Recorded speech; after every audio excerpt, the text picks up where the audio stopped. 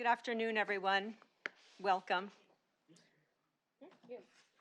Thanks for being here. This is the meeting of the Mayor's Commission on Climate Change for Sacramento and West Sacramento. And I'm really excited that today we are meeting in West Sacramento. It's the first time we've been able to do that. So I want to thank CalSTRS for hosting us. Jack Enos is here, the CEO of CalSTRS. Thank you, Jack. CalSTRS is really a leader and a champion of sustainability nationally and internationally, and we're really lucky to have them headquartered in our community. And as some of you may know, they're in the next month or so going to be breaking ground on a second headquarters building that will be the greenest building in our region. So that'll be really exciting to watch. So thanks again, Jack.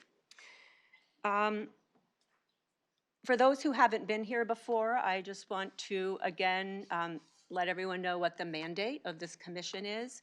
Our mandate is to the two mayors who've asked us to make recommendations to them on priority actions for the cities on reaching carbon zero by 2045.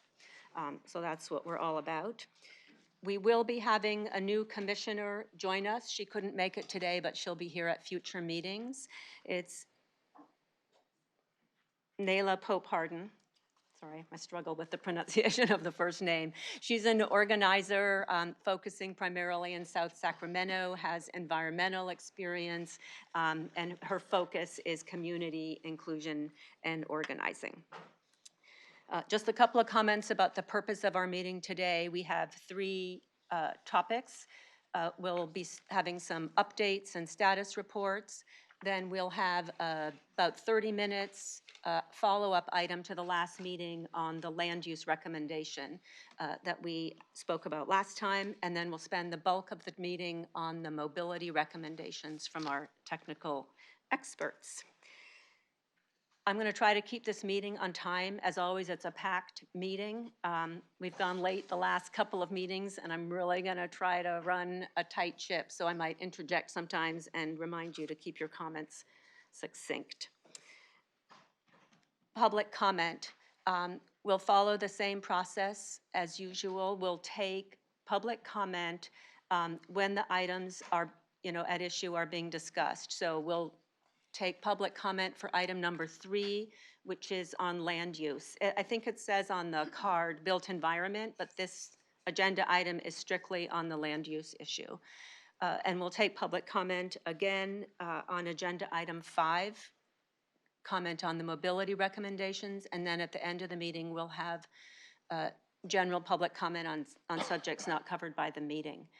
The public comment cards are at the back of the room or outside the room, and you can turn them into Helena. Thank you. The earlier you turn them in, the better we will plan. Okay, with that we can get started, and we have the honor today of having with us Mayor Cabaldon from West Sacramento, who's one of the sponsors of this commission, a leader in the city and region and state and nationally on climate and sustainability, and we're grateful for your leadership. Thank you so much, Thank you. Madam Chair. Do I need to press any buttons?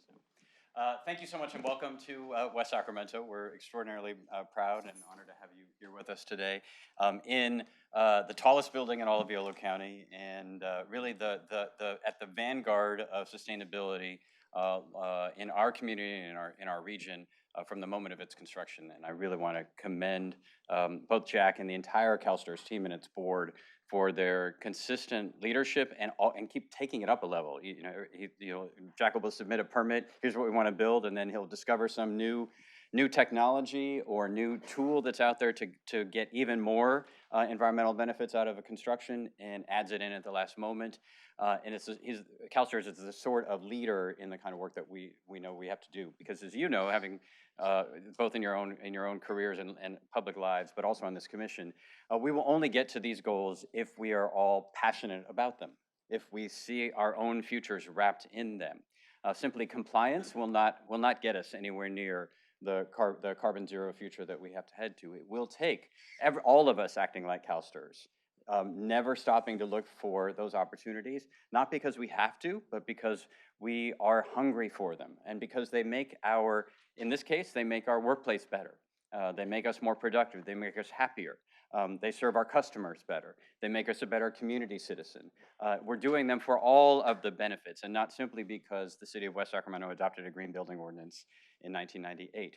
That's the level of energy that all of us are going to have to bring to this work, as you undoubtedly know from the nearly impossible strategy or goal that Mayor Steinberg and I set for you at the outset. But only nearly impossible. And there is no group of people, other group of people in this region that would even stand a chance of getting there than you. And so I want to thank you. I know you've put already an enormous amount of work into this task, and some tough debates, some hard issues, and some great opportunities that are opening up. And just to reinforce those opportunities, as I know when Mayor Steinberg and I were at the very first of the launch meetings for the commission, to just emphasize that our hope is that we are opening up the doors of making our lives better in the region, of achieving greater levels of equity, of creating new economic sectors and opportunity, opening up pathways to careers and to employment. To move beyond what we're dealing with the state is simply a set of mandates and goals, mandates and goals, mandates and goals, mandates and goals. And those are important as frameworks for our work, but they are not self-actualizing. They don't actually change anything on the ground. As we bid up each other's goals and say, well, I will get to 30% by 2035. Well, I'm going to get to 37%. Well, if there's not a strategy underneath it, if there's not a set of tactics that not only help us get there as government and as government's partners, but all of the actual actors in the ecosystem here, the customers, the consumers, the home owners, the home buyers, the apartment dwellers, the folks who are choosing whether to drive or hop on a scooter. It is all of those decisions that we are trying to influence. And not simply by the negative power the government has to say, don't do this anymore, but really by creating the possibility for better alternatives. A great example of that, frankly, and as you've seen, I'm sure most of you took a jump bike or a scooter to get here, or maybe a Lime bike, a Lime scooter as well, to arrive here. This wasn't part of a mandate. We did not at any point in the last 5 years say we intend to achieve a micromobility, a modal share of 18% by the year 2019. That wasn't our strategy. Instead, what we have done in our two cities, along with the city of Davis, is create the conditions where entrepreneurs and people who have a higher risk tolerance can go out there and create and invent, try and pilot and prove something that can work. That others then say, I thought that was a horrible idea, but now I can't live without it. These are the sorts of opportunities that we're trying to snatch from the jaws of impossibility through the work that you are doing. And we couldn't have predicted that, and we could not have mandated people to find a micromobility device. We had to create the economic, regulatory, market, and governmental conditions, permitting conditions in order for that to happen. And it's a great example, as the Vice Mayor, as Councilmember Hanson knows quite well, it took a lot of decisions to make that possible, which were a big challenge. And those are the decisions in many cases that I'm hoping that this commission will help to lead the way on. I remember, and you remember, quite well, even though it's still happening today, when these options first came out, and the reaction of half of our cities, and maybe I'm being generous, was, oh, but all the clutter, and they're parking all over the place, and it's just messy. And for me, the first thing that came to my mind was, if we cannot, if we were to say, let's like get back in your car because it's just too messy to leave a scooter on the sidewalk, get back in your car because the sidewalk the bicycle's on the sidewalk, or it's drifted out of the bike lane momentarily. If we can't handle that solution, there is no way we're going to be able to deal with the really hard stuff. This is one where people were affirmatively saying, I am ready to change my mode for one or two or all of my trips, enthusiastically waving, smiling as you're going by on a bike or a scooter. And finding those opportunities is the challenge that both of our cities face, and hopefully as well this commission. Because as you know, our cities are both firmly committed to achieving this objective. Firmly committed both in the launch of the commission, but also in all of the policies that are embedded in our general plans and our other policy, mobility and land use, green building actions. There's no question that we intend to get there, and that we have both signed up to so many goal frameworks, not just counting the state's SB 375 frameworks, but from the beginning of the U.S. Mayor's Climate Protection Agreement in 2002, Sacramento and West Sacramento have been in the vanguard of cities in America in committing to these goals. It is finding these opportunities where we can create joy in fighting climate change, where we can trample inequity and inequality as we are moving the ball forward on climate change. Those are the opportunities that we seek, and that only the folks around this dais are going to be able to help us to identify. So I really want to thank you for the work that you're doing, for the imagination and the creativity that you are already bringing to the work, and that I know as you get further and further, and you've got to reconcile the numbers and see how we come up against the goals, that we're all going to have to get even more creative, and to commit to you that we're fully committed in the city of West Sacramento to move forward on an active, aggressive, imaginative, positive agenda around how to accomplish these objectives. I'll just say one last thing. That James Corliss from the Commission is also the CEO of SACOG, as you know. And we have been working towards meeting our state climate change, our state climate emissions target, which is an extraordinarily aggressive target. I think when we were here with you in Sacramento at the launch of the commission, we identified we're expected by the state to reduce our emissions our climate emissions by 19%, and we weren't sure we could do it. Our last objective was 16%, and it's not clear that we were on track to hitting that, much less increasing it by 20% up to 19%. We're still putting ink on the, we haven't hit the word final on these documents yet, but we have a regional land use and transportation strategy that is emerging that would accomplish 19%. This is a significant step forward. But I will tell you, it's an analytical and modeling framework around achieving that 19%. It still has to come to life, and it will only come to life if we come up with really cool road pricing strategies that we can embrace as the region, and that advance social justice as well as reducing congestion and infrastructure costs. It will only come to life if we move beyond simply thinking about the allocation of dollars to really invigorating local companies and startups and unions and nonprofits and activists to really create the things like jump bikes and scooters that we couldn't have imagined even when we launched the commission. All of that will have to happen in order for us to meet that 19% objective. So the great thing is we think we can. It's not impossible, but we don't yet have the tools to do that. And we need your help in order to make that happen. And so thank you on behalf of our city council and our residents, both to the commission and to all the technical groups that have been working so hard in order to advance the work forward, and to the folks who've stepped up and volunteered to do the under the hood staff work that's been excellent on this commission. Thank you for all the work that you've done so far. We are counting on you. The planet is counting on you, and we're looking forward to your recommendations coming forward. Thank you for being in West Sacramento today.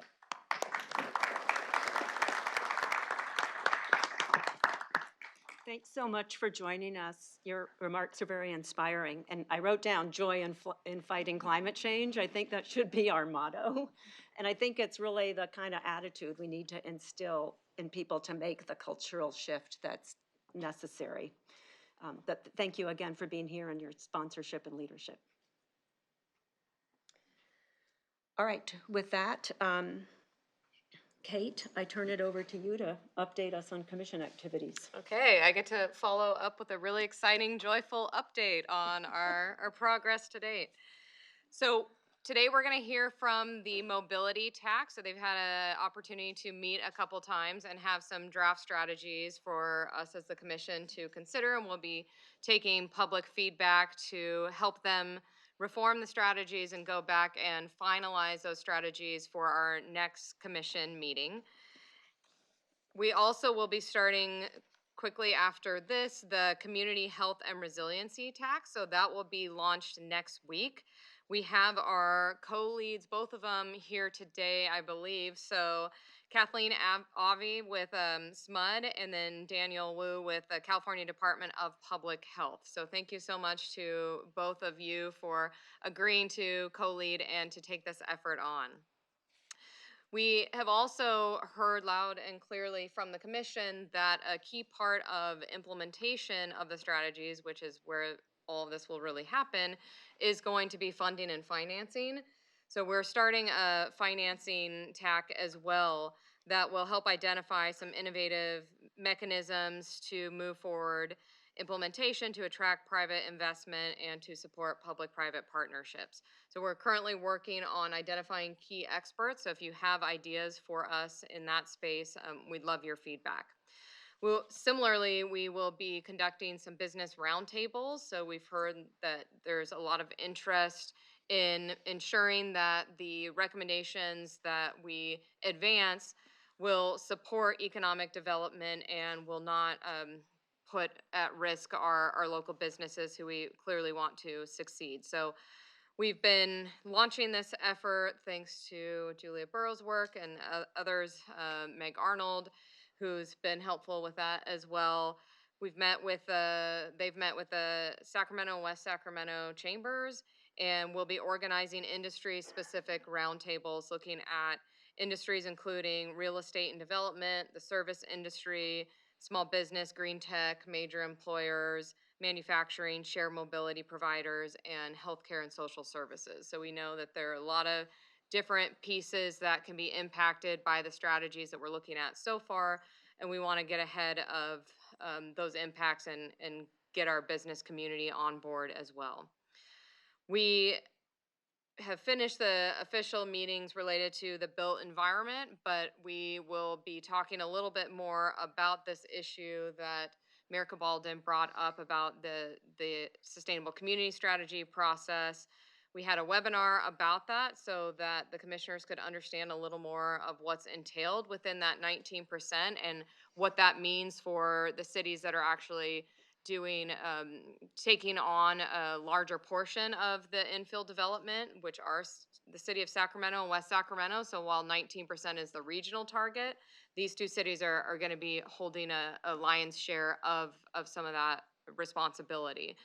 So we were able to, Casey helped the commissioners understand a little bit more about what that's going to entail. And we'll have a discussion further on in the agenda about that specific strategy from the first meeting that we had on that.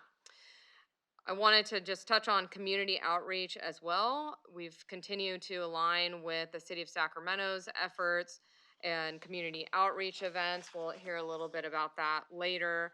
And then I wanted to touch on something that has come up from public comment, themes that came up with the mayor's comments today and the commissioners have commented on as well, which is the importance of social equity in how we design these strategies and how we do our community engagement process, and to really just ensure that every step of the way that we're thinking about benefits and potential risk to our most underserved and low-income populations. So a few things I wanted to highlight in that space. I wanted to note that each of our technical advisory committees are starting from a few foundational best practice principles from the research in this space. So the first and foremost is to prioritize underserved and under-resourced communities so that we're ensuring the transition to a carbon zero future is equitable and delivers more immediate benefits to the communities that need them most. So that is one of our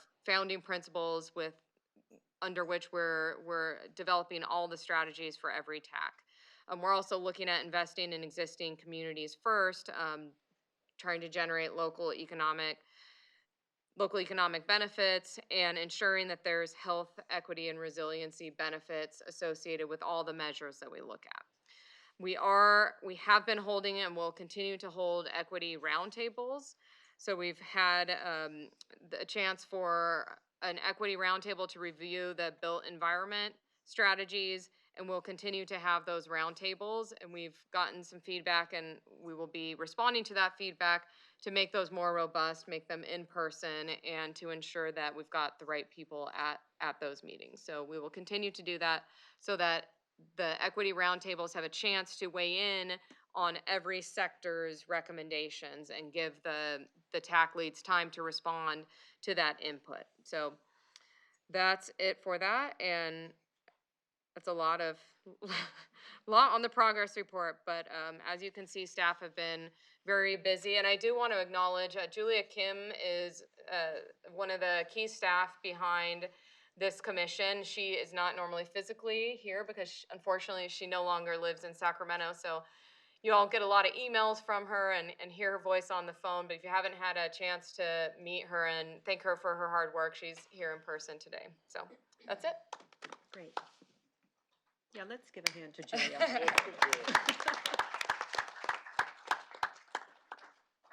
We don't know how many hours you have in your day. Thank you, Kate. Any questions from the commissioners for Kate before we move on? Okay, good, thank you. Well, not good that you don't have questions, but good that we're kind of on time. The next thing is to hear from David Tilley, who's a principal planner from the city of West Sac. And just to remind you, at our last meeting, the commissioners expressed an interest in hearing just a little more from West Sacramento about the timing on their climate action plan, how they'll do their outreach, and really how the commission's work can feed into that. So thank you, David, for being here. Thank you very much for having me. I hope you can hear me.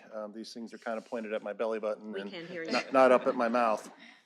So I have a short show tonight. Sort of the overall theme is where we were, where we have been, and where we hope to be going with respect to climate. And it's amazing that a little over 10 years ago, we weren't even talking about this. And now it's evolved so rapidly that since we started this effort, I've actually updated our sort of overall name of our plan to include resiliency because it's a reflection of how this has evolved and how we're not talking about if climate change is real anymore or when it's going to happen.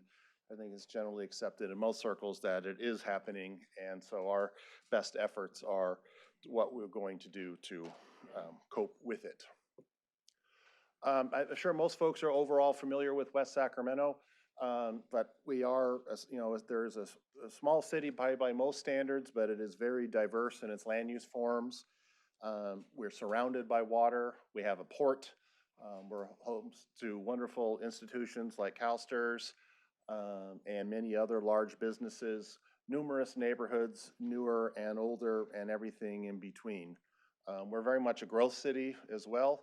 Our arena number this year is 95, again, this time around is about 9,500, which is over 6% of the region's growth has been allocated to us. So we very much are a growth city, and even we're around 50,000 and change now. We could get as high as 80,000 we go through our general plan horizon. And I think it's also worth noting that over here in Yolo County, we are on PG&E and not SMUD, and so that is a little different dynamic that we work with on a day-to-day basis, and it is an important and more than just a footnote for us over here in Yolo County. We first started our CAP efforts way back in 2009 when this was in its infancy. We had our retired annuitant, our former community development director, who retired and then came back on next Monday and started writing our initial CAP and was sort of learning as he went.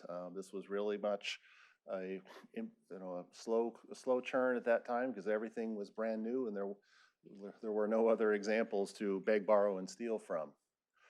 Obviously, going through the recessionary years, we did have to put a little bit of brakes on that until a few years later, we were able to update our inventory and get a little more contemporary. And that's also when we re-engaged our efforts to complete our general plan. So we advanced the CAP through the general plan process. And then, of course, we were all ready to adopt it. And that's when Newhall Ranch came out. So we had to make some adjustments, and we shifted our CAP work into an implementation measure of our general plan. And that is where we are now. And especially important to note this year that West Sacramento City Council has established our climate work as one of their key priorities through their strategic planning session. So we're very excited about getting going on this again in earnest. Even though we don't have a formally adopted CAP, it hasn't stopped us from doing a lot of things in this space. There's a whole laundry list of things that we have done in this space that we haven't waited for a plan to do when opportunities have come along. Very much in the vein of what Mayor Cabalin was saying about the microtransit. It wasn't something that somebody mandated that we do, but when that opportunity came to us, we jumped on it, and don't pardon the pun, and it's been a very much a success, and we continue to do various things This is only some of the highlights, but this is an important effort and it's an important policy objective of our council, and it's fun to be able to work on implementing it. I think, as we all know, around here, transportation is probably the biggest contributor to emissions regionally. And even though I think West Sacramento, by regional standards, is considered to be a low VMT city, it doesn't mean that we don't still try to make dents in this particular sector for climate. We've done various things. We've mentioned the jump in via services. We're still working on more of an enhanced transit system. We've tried to accommodate better bike share, and when we rewrote our zoning code. And a big part of what some of our efforts and some of the employers we try to recruit to town is ones that are can also then allow many of our residents to also work in West Sacramento. We export and import way too many workers. We'd like to be in a little better balance there. So if we recruit more employers and diversify, even though that's thought of as an economic development thing, I think of it as potentially a way to reduce some VMT if more people can live, work, and play in West Sacramento. So, oops, wrong way. We're only going forward. So we're getting going on full speed ahead on our CAP work now. There's several aspects of it that right now I'm anticipating including it. Should note that I haven't had these all approved by my city council yet, but I'm going to be bringing it up there probably in the next month or two. We'll definitely need to update our inventory to get a better baseline. And I think probably for the first time in our CAP work, we're going to take some particular effort with respect to disadvantaged communities and addressing the equity policies in our general plan, upcoming work on SB 1000, and plus equity has been a big theme that has come out of your commission, and rightfully so, in my opinion.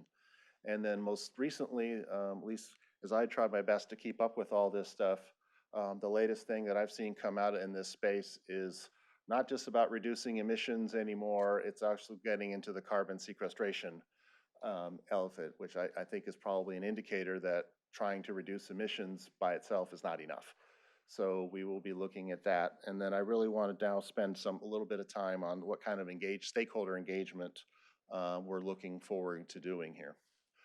We will certainly go through our citizen commissions and up to city council and do some of the other workshops with our general community.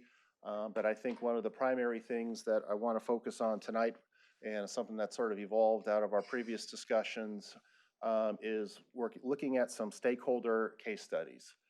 We have numerous businesses and residents in town that have already done major solar installations, electric vehicles, other water saving techniques. So we really want to go out and talk to some of those folks, large and small, and understand how it's worked for them, because we want to really present some positive case studies and positive examples that perhaps others can follow once they see how it's worked in the real world.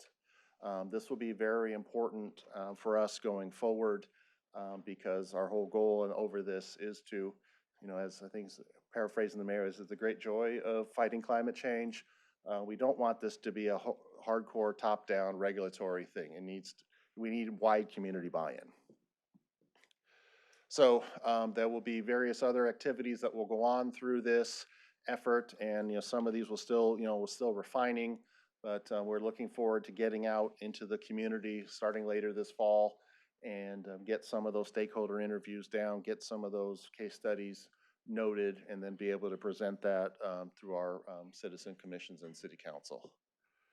So there's an RFP on the street. If there's any consultants in the room, we'll be looking to a selection next month now. Can't believe it's already August. We may spend half a year to a year on this. And of course, as this commission work evolves, we will continue to be tracking that and hoping to glean as much as we can from this commission's effort for our own CAP work back in West Sacramento. And so with that, I'll close my presentation, and I'd be happy to answer any questions from any members of the commission. Great, thank you so much. And did you say you'll start your community outreach in the fall? Yes, yeah, we will begin that process. It will take a while, but that's likely one of the things I would like to get going on up front. Great. I know we'll want to find a way to benefit or participate in that so we can share the information. Absolutely. Questions? Going once, going Looks like twice. there aren't any. Okay. Thank you so much for being here and look forward to working with you. My pleasure. Thanks, David. Great. Next we have Remy Mendoza, who's you've met before, the senior planner from City of Sacramento, and Remy's going to give us an update on Sacramento's community outreach efforts. Good evening, Chair and Commissioners. Remy Mendoza, Project Manager for the City of Sacramento's General Plan Update and Climate Action Plan. Over the past several months, city staff and our consultant team have been conducting outreach. We've been going out and listening to the community as they help us identify their priorities, the key issues and opportunities as we plan for Sacramento 2040. I'd like to take a few minutes to share with you an overview of the attendance at these events, announce a couple of our upcoming outreach meetings, and then share with you some of the key input that we received related to mobility.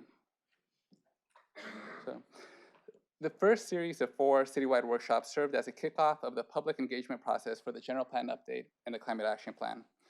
The purpose of these meetings, including building awareness citywide and engaging the community members in the beginning phases of the planning process, and soliciting input on critical issues and opportunities, as well as the vision and guiding principles in Sacramento for the next 10 to 20 years. The 4 citywide workshops were held in the north, south, and central locations on weeknight in late April and early May. The citywide workshops took place from 5:30 to 7:30 p.m., and we had over 340 participants who attended these workshop series. Additionally, 4 of our 10 community plan workshops have been completed in June and July, and they have been well attended as well with over 225 participants. Our outreach engagement efforts will not be limited to just these traditional town hall forum formats. We will also be conducting stakeholder interviews. We'll be obtaining input from technical advisory committees, our environmental justice working group, focused interest-based groups, pop-up events, and listening sessions in order to engage with hard-to-reach groups.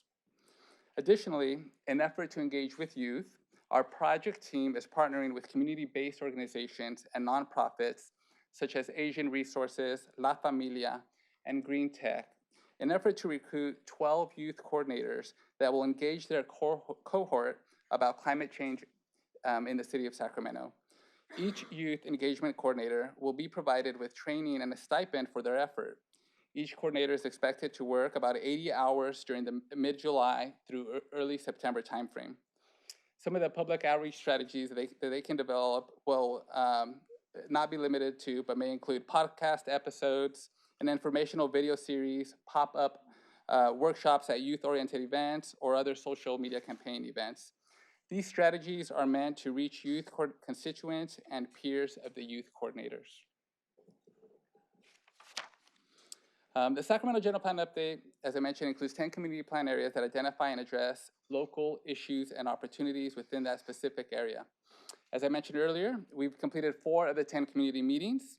The next meeting coming up is in the South area, and it's planned for Monday, August 5th at the Common Grounds Church, followed by the North Sacramento Community Meeting on Wednesday, August 7th at the Grant High School. So as part of our citywide workshops, we have received input from the community related to mobility. With respect to public transit, biking, and walking, we asked the community members a question: what would make you more likely to walk, bike, or take transit regularly? The top responses were safety and safety on bike paths and transit. So examples that they gave were protected bike lanes and easy access to light rail stations. They also identified a pedestrian-centric design for the public right-of-way. For example, more street lighting and shade. With respect to shared mobility, we asked the question: what should the city do to accommodate emerging transportation technologies such as autonomous vehicles or on-demand scooters, bike share, or car sharing? The top responses included expand access, accessibility and incentives in lower income areas outside of the central city, for example, such as in Colonial Heights. With respect to electric vehicles, we asked the community, what, if anything, prevents you from converting to a plug-in electric vehicle? 25% of the respondents indicated that charging infrastructure was a concern. They do not have a place to plug in at home or at work. 39% of the respondents indicated that their concern was insufficient range, the availability of charging infrastructure and insufficient range to reach their destination. And 36% of the respondents indicated affordability, the higher cost of electric vehicles when compared to the conventional internal combustion vehicles. So this is a brief summary of some of the input that we received related to mobility. As we undertake additional outreach, we'll be posting the community input on our website, and I'd also be happy to report back here to the commission at future dates. Thank you. Thank you, Remy. Any questions? Yeah, I know Steve Hansen wanted to say something. Thank you, Madam Chair. Thank you, Remy. I just wanted to underscore a couple of things that Remy said, because while we're working on the general overall plan, we're still advancing other initiatives. And one of those, and we have some of our other public works staff here, Jennifer Donlan, Wyant, who's, what did I say? All things but cars, I think is what I called her last night at a community meeting. We are and have been working on a very comprehensive complete streets policy, and I think that will be coming forward through our legislation process in the fall, probably September. And that's an opportunity to underscore not only the need as we touch infrastructure to build sidewalks, connectivity, to make sure that bike facilities are present, but also some of the things Remy mentioned about shade, and those other things as we begin to update very old infrastructure with new monies, whether it's SB 1 monies, potentially the generous support of SACOG through their grant-making process, or whatever else may be available. And so I think that's a key thing, is that this planning process actually overlays very significant efforts underway. The other thing that I would say is the Electrify America grant that's being implemented in the city to make us a green city, $44 million. That is rolling out. That's not in the council's control or the city's control, but we do interface. And as we talk about electric vehicles, I just constantly, and we have this a little bit later on the agenda, a lot of people have envisioned autonomous vehicles as sort of the Jetsons type of single occupancy or zero occupancy, but I think that's very dangerous. And so as we talk about electric vehicles, I really have a vision, and it's good I'm sitting next to Henry, who is my boss on the Regional Transit Board, because I am a very significant proponent of focusing on AV transit solutions that are people movers and carriers that can really provide gap solutions that can move people more efficiently, because I don't want more sprawl from single occupancy or zero occupancy vehicles traveling around. And so as we go through this process, it is, SMUD's done a lot of work to electrify apartment complexes and help people who have brand new vehicles install charging stations, but I don't want to reinforce the same growth patterns that we have that are reliant on individual vehicles. So that's just one of the things that the city is really working on, that's running beneath some of these processes to set longer term planning goals. Great. Thank you, Steve. And I know we'll be talking more about all those things when we get to the mobility recommendations, but that's important. But Madam Chair, I Yes. think that especially as we did our Vision Zero work, it's really important to see how infrastructure, I would say equipment and culture play into these things. So the infrastructure, if we haven't built it to support multiple mobility options, people are trapped in cars that are single occupancy or zero occupancy.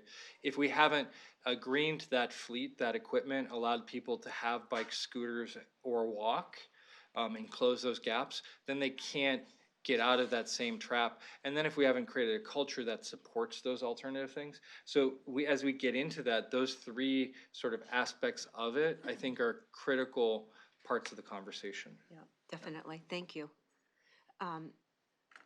Other questions for Remy on the engagement? Remy James Corliss from SACOG. Unmute on your screen, that red button there. All right. I'll will it on. Thank you, Meg. So I appreciate your presentation and all the outreach. Clearly, you're doing a ton right now in the general plan update. The pie chart that's just in front of us it's great. It's how we as transportation people often think about, breaking up the different kinds of mobility. I would say it's very supply side focused, and I'm wondering, on a demand side, this is the discussion I kind of want to get to this afternoon. The easy thing to say is everybody should walk and bike and take transit. The hard thing to do is to say we have to make other choices harder. Is that coming up in your outreach? Are you trying to think about pricing, parking, all of the things that actually makes driving alone right now easy, but In this first phase of outreach, we've been focusing on listening to the community and identifying the issues, opportunities, and the priorities. But in our next phase, in the fall, we'll be returning to the community with options and alternatives to reach some of those goals and exploring some of those trade-offs and asking the community to give us their input on those trade-offs and in order to reach those goals. So in our next phase, we will be doing a deeper dive and having those types of discussions. Interesting question. Thanks. Yeah, April. I had a question about the youth engagement coordinators. We have, I know several youth with disabilities who would be interested in applying. Is it something that's an open process that I could email you and find out more about to get that information to potential Yes, please candidates? email me. Okay, thank you. Yeah, and maybe Julia Kim can help facilitate that, make that happen. Great, thank you. Okay, good. Thank you, Remy, very much. It's a huge amount of engagement. We appreciate it. Thank you. Okay, just before we go on, I just want to remind, or say for new people who just got here, if you have your public comment cards, for those who want to make comment, please turn them into Helena. She's raising her hand right now. And we'll be taking comments soon on the land use items, so get those in.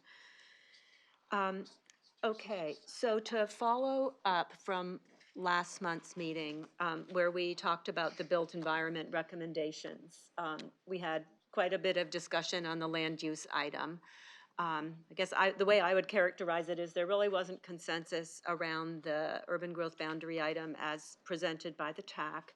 And we had some discussion here, and we voted on a substitute motion and adopted a different land use recommendation. Based on input from quite a few commissioners, and as well as some of the public members, it seems like the appropriate thing to do is try to refine that recommendation and put a little more teeth into it. So that's what we're embarking upon. Kate Meese has been starting up a process on that, and I will let her take it from here to provide some context on it. Then we'll take public comment, and then we'll have a commission discussion.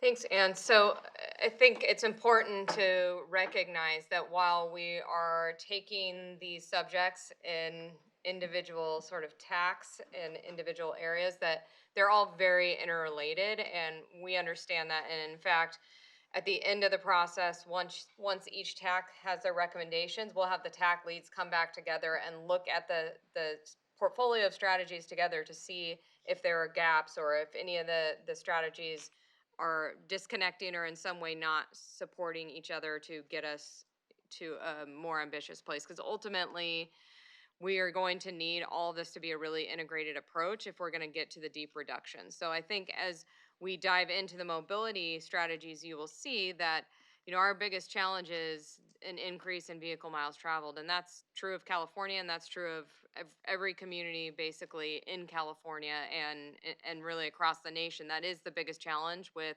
climate action goals.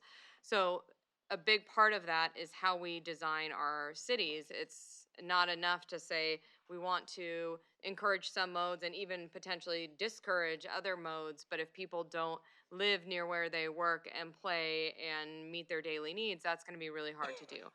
So the conversation around the land use strategy, we feel, is really important and warrants a little more time and attention.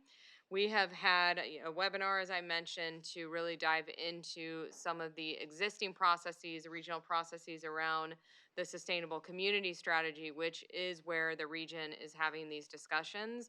So there's right now not consensus around whether that's ambitious enough.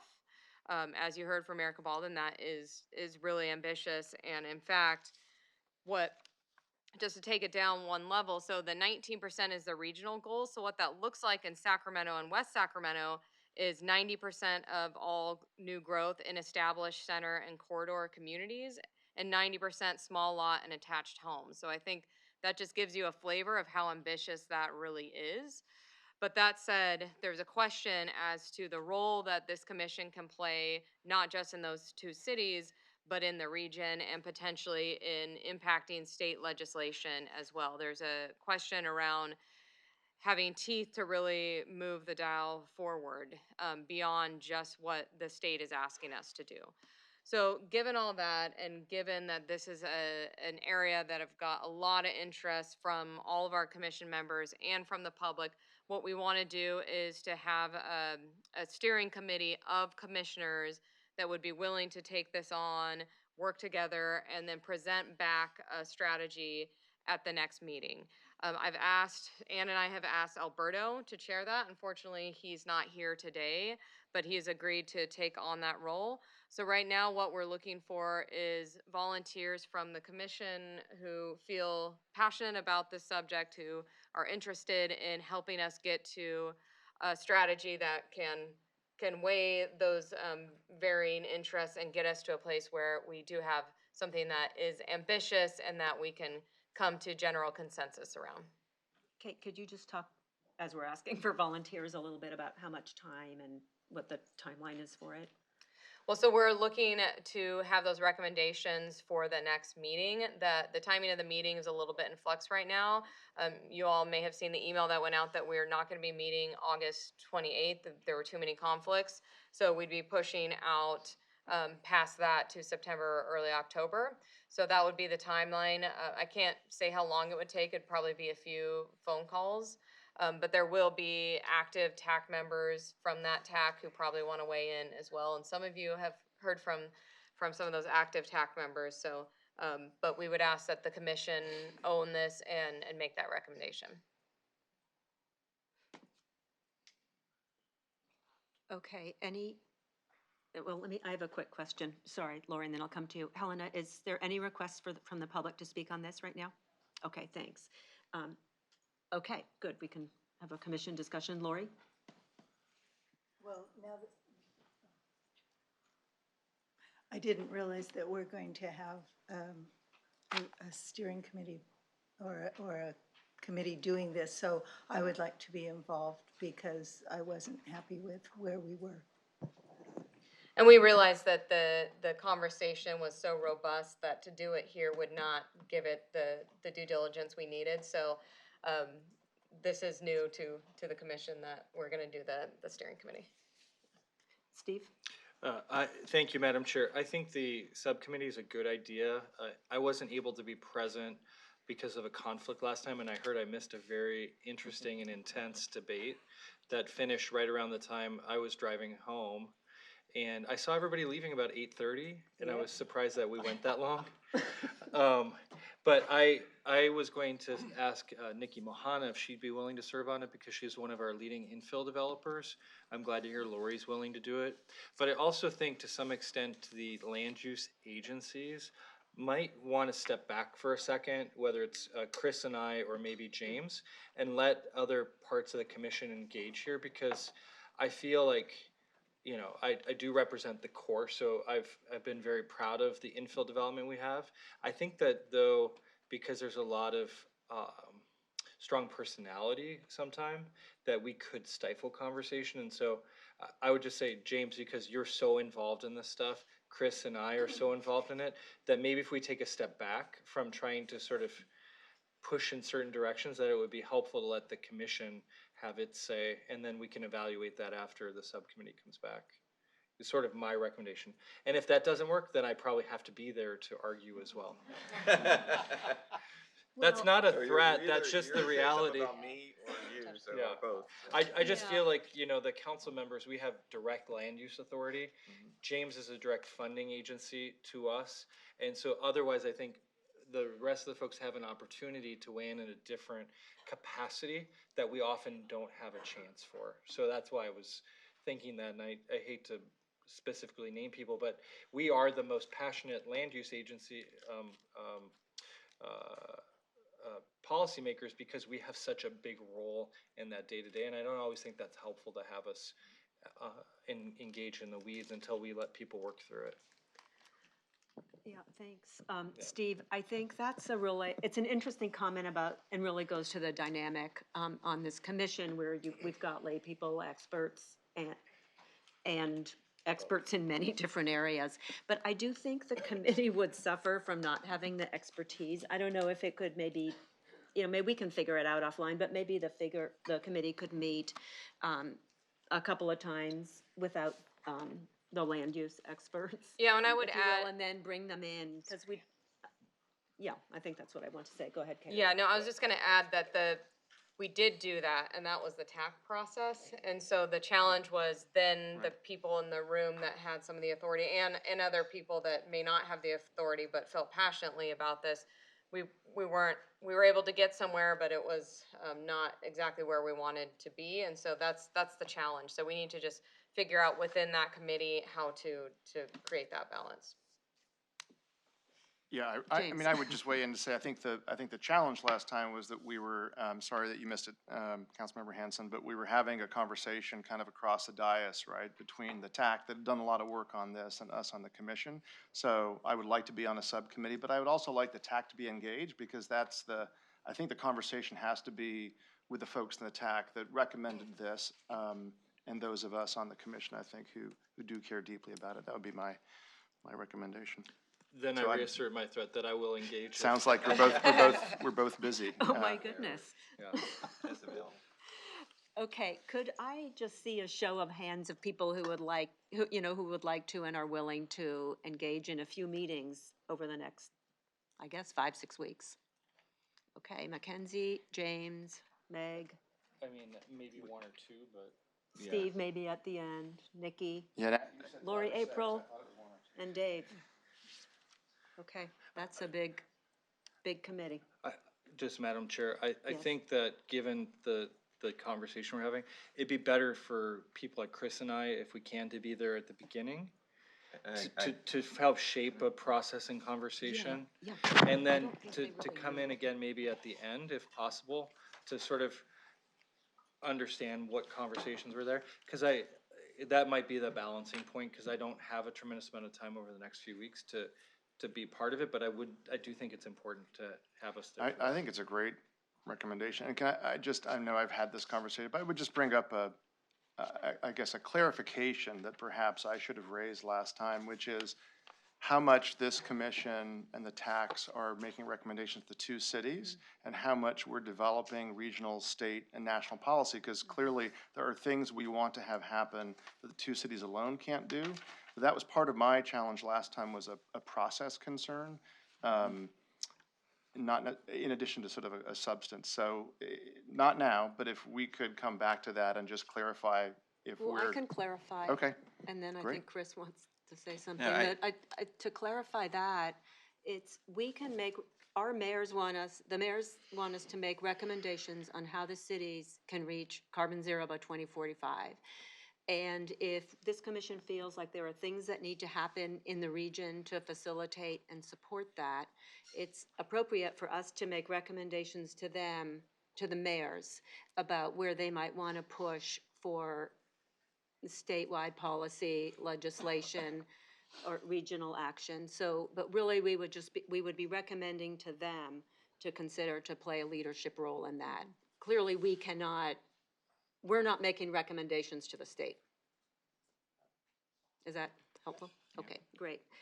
Chris? Yeah, and I would agree, Steve, in terms of what role we play in this process, because we do have that authority, and we are embedded in current policy around land use.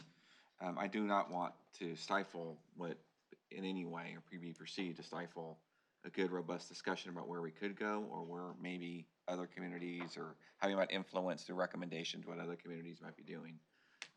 But it is important that once we get to a point of what we may or may not adopt, it's just we want to make sure we understand what the subcommittee might be thinking, and be able to balance that with where we're already going, or where we're already maybe have a mitigating or another issue that we're trying to combat, maybe a similar sort of concern. So again, I think it is worth it. I'm just judging my time.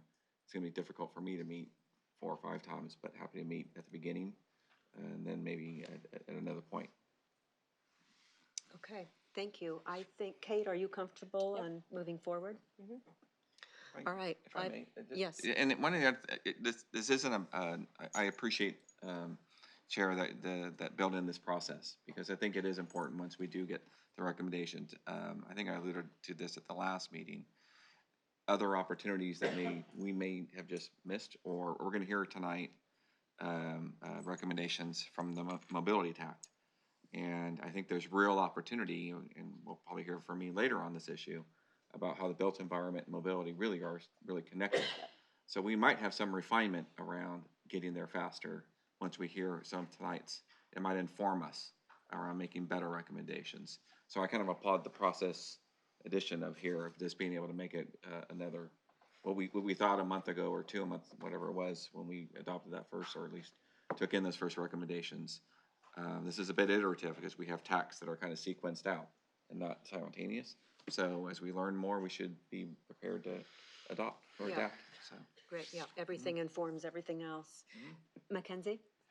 Yeah, Madam Chair, I actually have to leave to chair a meeting in Elk Grove, but piggybacking off of that, there will be some refinement as we go through this, serving on both TACs thus far.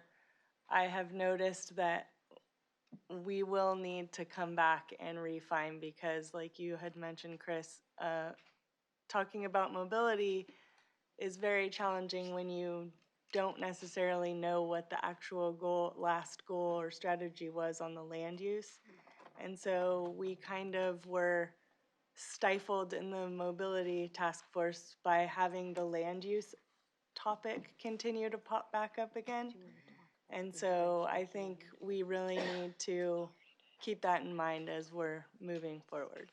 But I'm looking forward to hearing what comes out of tonight. And I'm sorry I can't be a part of the conversation. Okay, thanks for being here when you can. She's going to chair her planning commission.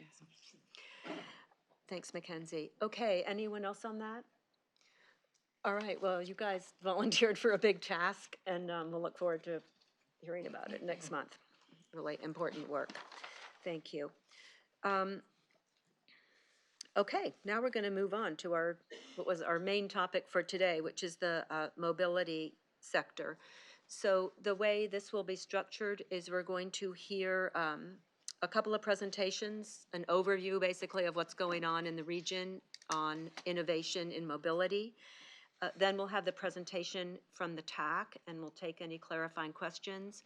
Then we'll have some public comment, and then we'll move on to discussion. So at this point, we'll hear about the innovations in mobility in our region.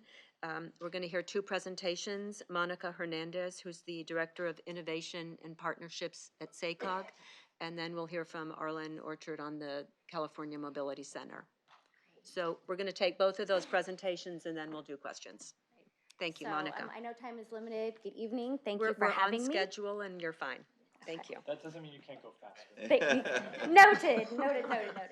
All right, so I want to start really on the why. What has been happening? Why is SACOG stepping into this space? Kind of what is happening? Lifestyle, technology, now more than ever, faster than any time in our history, is changing how people live, work, play, and get around on a daily basis. So there are massive game changers, technology, the increase in ride sharing, hailing, big challenge that we're facing, vehicle sharing from cars to bikes to scooters, the opportunity to increase first and last mile connections with all of these, and then of course mobility as a service, that's the MAS. That is really something that is happening right now internationally. Imagine being able to do all of your transportation planning through one app. And that is what MAS, Mobility as a Service, is doing, is actually working to integrate publicly and privately owned vehicles, trip planning, and payment into one system. So you might be able to use a VIA on one side of the river, connect over to RT, and then take light rail up to Folsom, and then out to El Dorado. Be able to do that, plan that all in one trip. Or if you're somebody who needs medical attention and you have a dialysis, you could integrate your ride to your dialysis treatment with one provider, your trip to the grocery store, your ride to wherever your next destination is, and home, all in one. And with all of these services, we really are thinking about how are we increasing the number of people in vehicles as we go. So what has SACOG done for the past about 3 years? We've been focused on full and partial funding of pilot projects, demonstration projects. We launched a Civic Lab program, which is kind of a first of its kind accelerator for government problems and solutions. And then we've been providing technical assistance. All of this focused on leveraging a lot of the new technologies that are coming on board, different types of vehicles. But one thing I want to emphasize is that new mobility does not mean throwing out what you've had before. It really is building on what you have. So some of the jargon is micromobility, first and last mile, congestion relief, wayfinding incentives. We've been doing autonomous vehicle testing. We have been working on advancing our intelligence transportation system. And that really is just moving people in new ways, connecting to existing options, reducing vehicle miles traveled, and again, leveraging the technology. So I'm going to run through a sampling of some of the pilots that we've helped to fund and plan for and launch in the last few years. Right now, we're at about 30 different types of new mobility pilot projects that have been on the ground. We have another demonstration project next week for an autonomous vehicle, again, taking passengers, which is kind of the new thing that is happening around autonomous vehicle testing, is getting passengers on board and responding to the technology. So VIA in West Sacramento is actually now in its second iteration. We partially funded the first iteration. The city has now moved on to the second version. So again, this is at a pilot, version 2 of a pilot. One thing that we want to really share with everybody is as we go through these pilots, not all of them are going to scale. Some of them might not even see a version 2. So when we think about these pilot projects, we should think about them as smaller scale tests that we can build on, we can hopefully fix, and if they don't work, we move on to the next potential solution. So we have VIA here in West Sacramento. One of my favorite tidbits that I have, and I know the project manager for VIA is here in the audience, so could answer more specific questions, is this talking point of a West Sacramento resident who bought ice cream at the grocery store for the first time in 20 years because she could get it home without it melting. So it's pretty significant. Also with these ride sharing and ride hailing projects, there is a big question. Well, you just added another vehicle on the road. Aren't you supposed to be taking off the vehicles? And that is actually what the policymakers have to debate. We want to increase mobility of residents. If you're helping a person who lacked the mobility before, what are the trade-offs in adding another vehicle that increases mobility for maybe 2 or 3 people? So these are really big topics that you all are grappling with. We did the Ollie demonstration project at Sacramento State. This was the first autonomous vehicle to carry passengers in the entire region. So there is some testing going on with empty vehicles, and this is really interesting because we get to learn a lot about what people think. Autonomous vehicles moving people en masse is quite a ways down the road, but we want to be part of that technology development. We want to be a place where we can help set policies, test these vehicles, and help them solve our mobility challenges. We don't want them just kind of sprung on us, and so we're creating that environment. And we've recently launched a pilot test in Rancho Cordova, and this is actually to incentivize and increase access to light rail from a business center that is actually not walkable from the corridor. This is a land use issue, that is a transportation issue, right? We can't unlock those. So what we're wondering is, you know, if there is an incentive, can we get people to take transit if they know they have something reliable? Incentives, we know from national data, are something that really gets people to change their behaviors. Kind of goes back to what James said about what are we doing to disincentivize driving by yourself. Some more photos. Another pilot project that we are doing with the City of Davis and Capitol Corridor. Right now there is so much congestion around the parking at the Amtrak station that people are actually choosing not to ride it because they can't park there. So we're forcing people onto the roads. So they are actually doing a 3-pronged pilot project. They're doing microtransit modeling. They're actually doing similar to a Lyft or Uber, another company called Carzak, to see if they can do ride pooling to the station. And then they're gonna test an actual microtransit system to pick up residents near the station to actually drop them off. So hopefully be able to get more riders onto the train without creating vehicle congestion.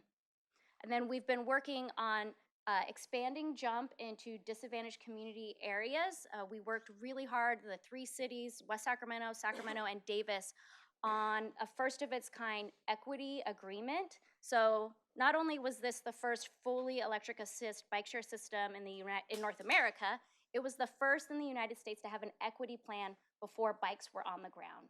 And so right now, residents who qualify, and this was also negotiated, you qualify with your existing low-income services. So you don't have to get your paperwork, prove that you're low income, which is just so insulting.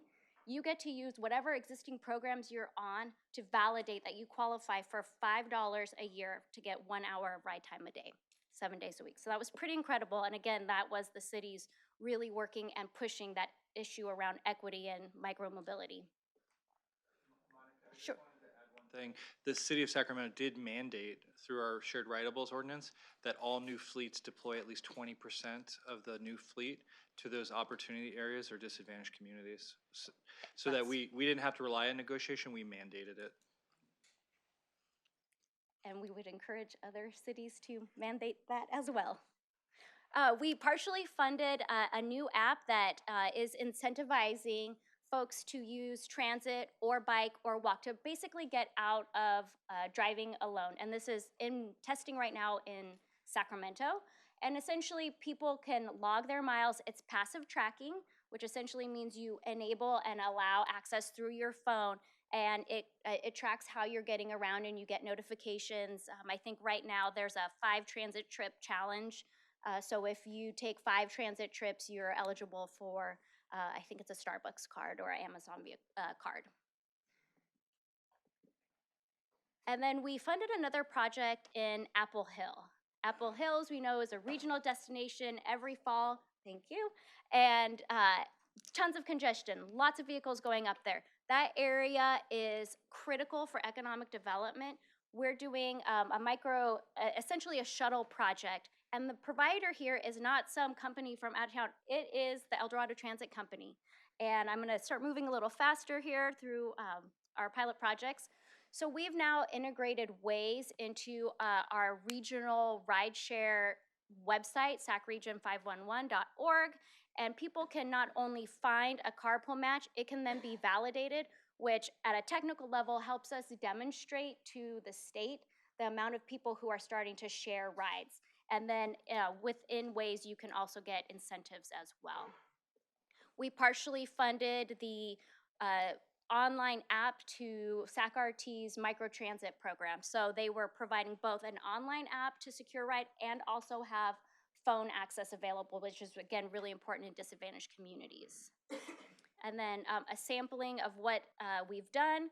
In the middle, you have a gotcha bike. We're getting ready to launch 3 suburban bike share programs, Folsom, Elk Grove, and Rancho Cordova. And you'll notice it's gotcha because those communities, the more suburban communities, are not attracting the Jump or Lime. And it is because they don't have the land use density that is desirable for their market. All of this was done through our Civic Lab program, which, as I mentioned, is an accelerator program. We've taken all the best practices from technology and startup world where you really define a challenge. You create a challenge statement. I'm sorry if I'm moving too fast. But what we did is each of these communities who participated in our first year identified their mobility challenge. We focused in, we honed them, we brought in experts from around the country to really devise what a potential project would do. And we pre-qualified vendors. This is just a sampling of some of the vendors who came in and actually then met with these teams to provide the solutions. And you'll notice I have RT up there because it's really important to emphasize that new mobility, innovative mobility, is not about getting rid of what's here on the ground. It really is connecting the infrastructure that's on the ground, the technology that's coming on, the advantage of working with the private sector and really changing behavior. Behavior was talked about earlier, and is it enough to build it? It's not just enough to build it. This is behavior change. It's very challenging. We're going to be launching a pilot project on demand mobility in Knights Landing, a very rural area of Yolo County, and residents are very, very isolated. Again, we are now in our 3rd year of these, so we're at that place where we're looking at the pilot projects and are going to assess, was it successful? Was it not successful? Was it partially successful? Is there a version 2? Or, what are the lessons that we want to start sharing with everybody? So when you think about the challenges that you're going to face with the TAC recommendations around mobility, I want to just highlight this framework and see how SACOG can be a partner in helping you solve some of those problems, how we can help you develop programs that are that are accessible, that hopefully we can help reduce the amount of people driving alone. And Julia, okay, that's my time. Thanks. I'm happy to answer questions. All right, and great.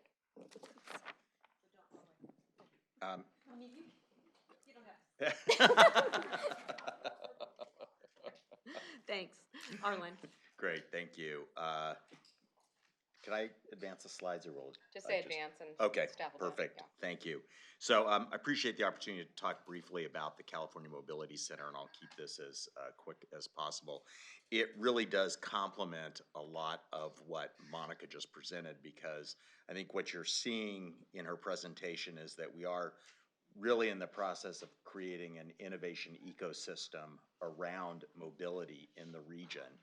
And the California Mobility Center plans to be front and center for our region in doing that. It originally started as part of 2 separate streams of effort in the community. One was the ATOS, the Autonomous Transportation Open Standards Initiative, that was being done by the city of Sacramento.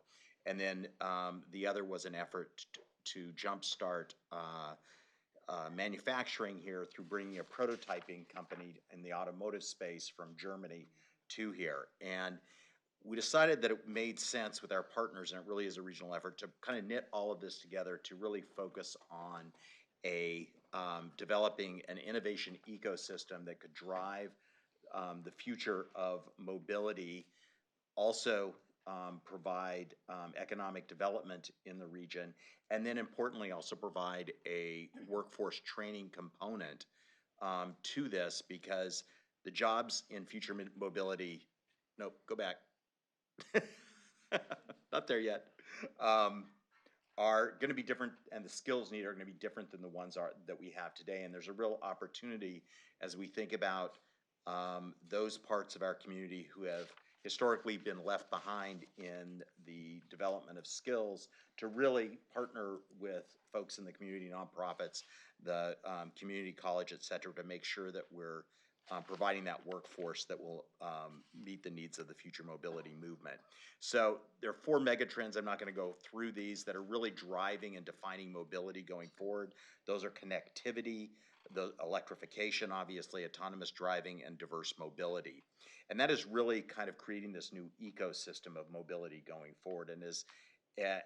And as Monica said, it's really about layering on and building upon what we already do, but doing a lot of what we already do very differently than we've done it in the past. So you can go ahead and, great.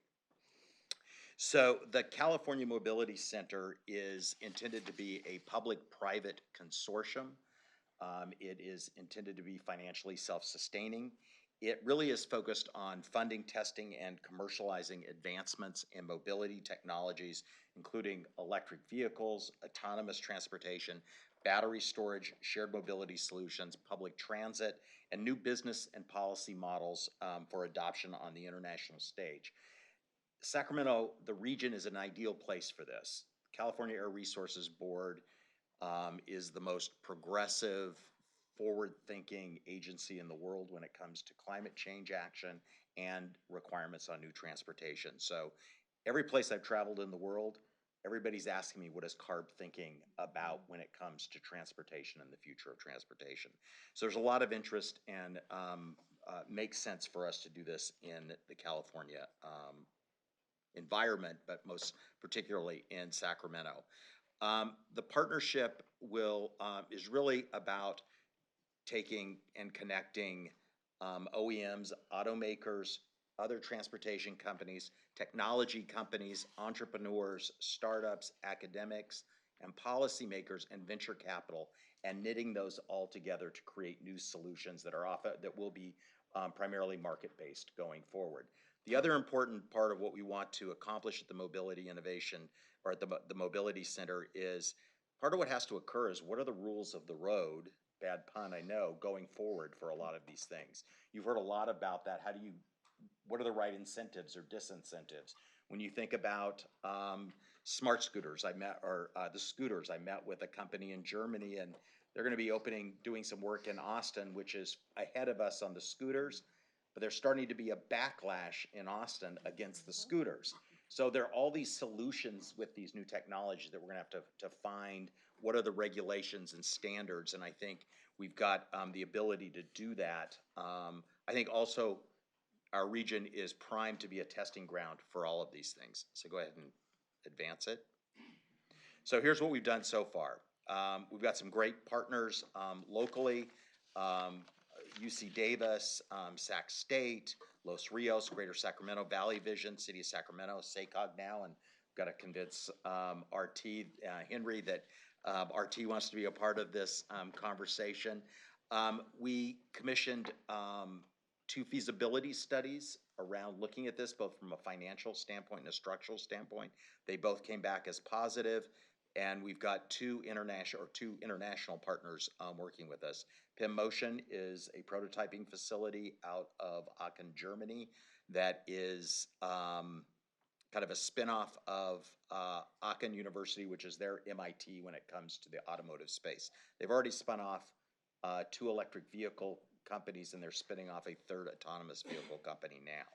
Intertech Capital is a multinational venture capital firm that we've worked with personally for quite a while, and they focus on clean technology, clean transportation. So they're working on the business structure and how the investment between venture capital and the startups will work. Go ahead. This is what it looks like, just the structure. It will be, the Mobility Center itself is a not-for-profit. We have today filed the paperwork. Thank you, Robert, for getting that done. The University Enterprise UEI Inc., is that what it is? Agreed to be the forming partner in this. So we'll be seating the new board, the first interim board initially.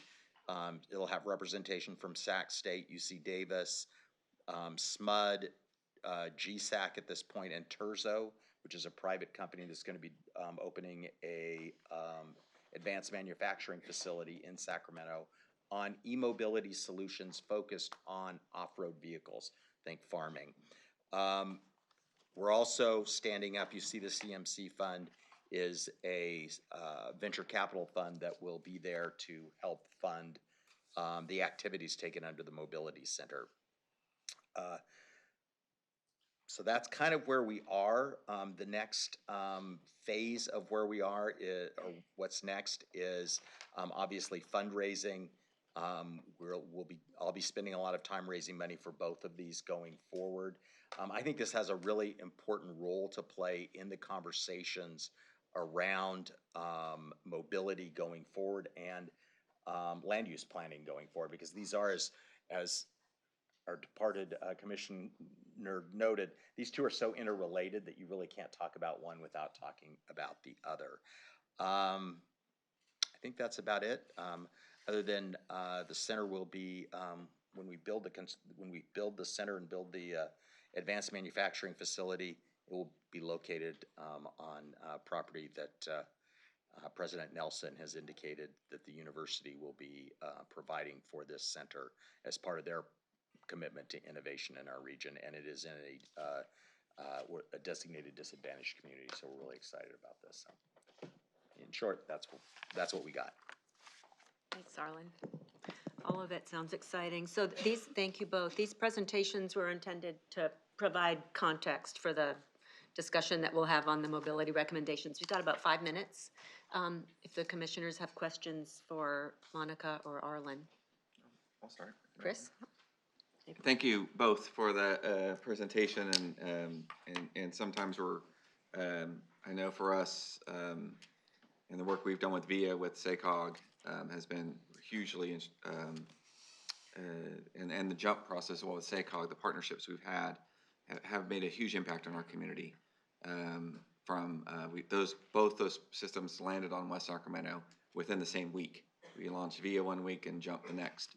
And our mobility in West Sacramento has totally changed. You see jump bikes in every neighborhood. VIA has really allowed for us to get a different view of transit and how it serves neighborhoods throughout the city. And as the anecdote, I met Robin, I think her name is, the woman who talked about our ice cream. I walked into a senior center here and they applauded VIA. It's been a life changer in our community, giving people a quality of life throughout the neighborhoods. Low income, high income kids use it to get to school, band practice. It's all over the map. And I think that's the part about these initiatives that are hugely important to think about, because they do reduce vehicle mile trips, and they do lower emissions, but the first thing they do is give people a quality of life. I know we've had a discussion about this. Councilmember Hanson was there as well at a conversation we had around this. They do change the dynamic of transit and how we view them.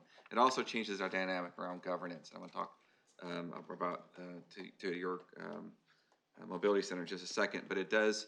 I think Councilmember Hanson and I both agree that these have both changed how we as a city, we weren't in the transit business 5 years ago, and we both are now through the jump process, through contracting with VIA to provide that service.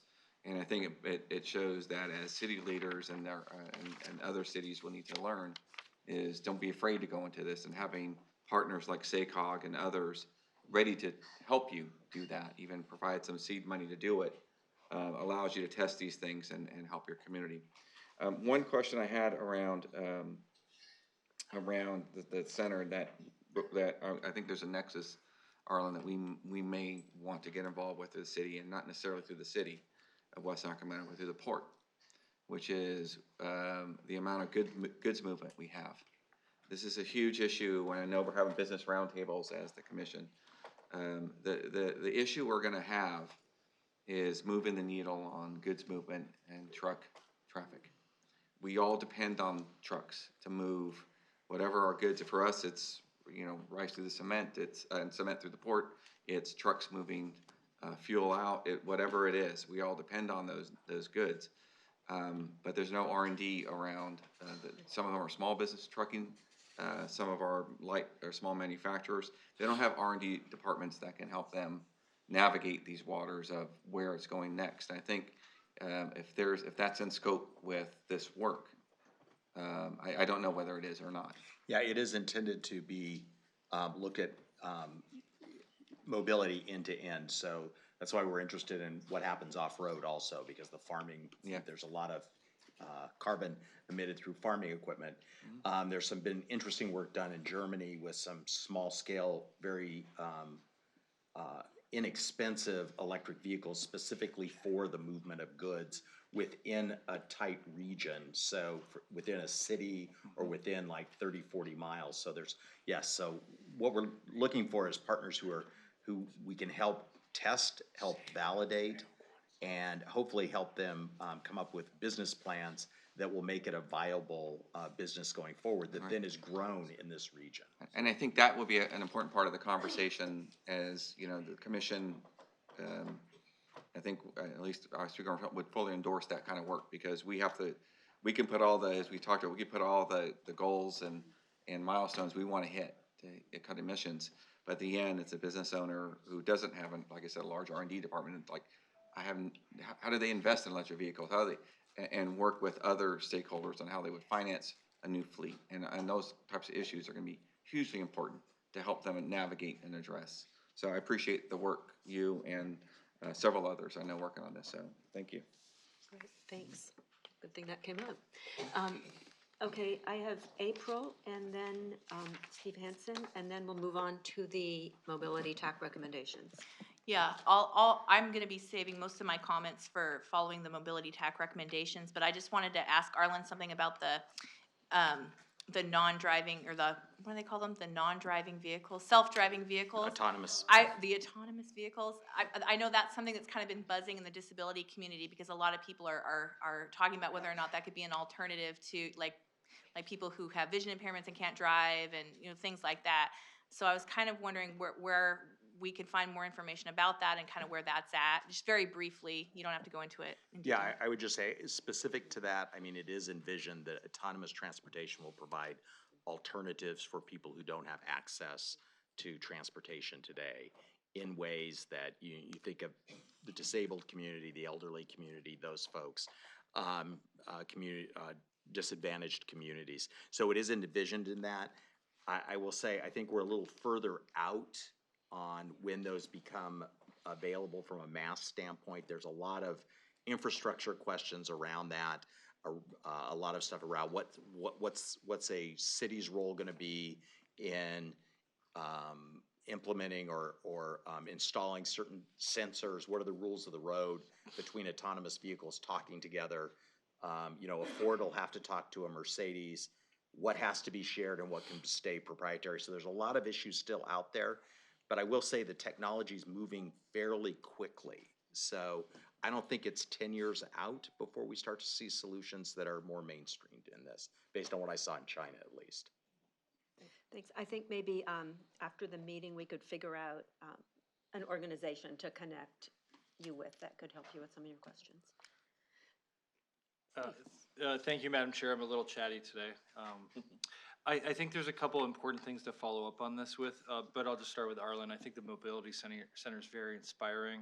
Henry and I were just talking about what role RT can have going forward, and hopefully it's a conversation we can have at our board as we move forward and get more information about what the costs or obligations are of full membership.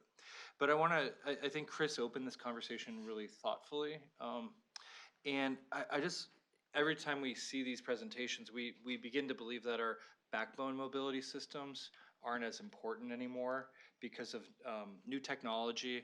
And I had somebody say to me, well, it happens actually quite frequently, does this new technology, whether it's scooters or bikes or whatever it is, micro-mobility, mean that we don't need RT anymore? And I think that it's a misperception that we need to continue to invest in our backbone systems while we supplement those with the choices of these new options. But I think also, April didn't say it, but I was thinking a lot of these aren't even accessible, and public transit has a requirement of accessibility for people with disabilities. And how those things fit together, I think, is still important nuance to have, that we shouldn't take away or deprive investment, because that's a constant issue, whether it's with YOLO Bus, and Chris and I have talked about that, with SAC RT or other transit systems. We've often built them, but not supported them with the operations and maintenance dollars they need to continue to thrive, whether that's to reduce headways, to increase coverage. And SAC RT just went through a very important route optimization process that is launching in September. And so we look at these things as overlapping, but I don't want us, though, to lose the focus on maintaining and improving those backbone systems that are so efficient. If I can, real fast, and thank you for bringing that up as the chair of the Yolo County Transportation District. We have to look at. Chair of the RT board. Yeah, there you go. We have to look after that too. And in West Sacramento, we have a mobility action plan which talks about VIA and jump and other modes that we may use. It never takes out the trunk line, the backbone, as you put it, YOLO bus system that we have here. In fact, I would say it encourages the innovation. The Knights Landing microtransit experiment was a direct result of board members and us being able to see what a VIA can do, and maybe there's opportunity when we went for the contract for the fixed route system. We started putting in a higher percentage of around innovation and those types of things, so that we could address as a board, these oncoming issues. So it's sort of innovation breeds innovation. I think it's what you're getting at. And the point I would make, and I 100% agree with what you said, we have to invest in these. I think if anything, it shows that people with good quality, consistent transit, whether it's a microbus or a jump bike that's available down the street or in a neighborhood, or a bus that shows up on time, that's clean and whatever, that's an imperative for us. Okay, good, thank you. Okay, next we will hear from the TAC, the Technical Advisory Committee, on the preliminary recommendations for mobility.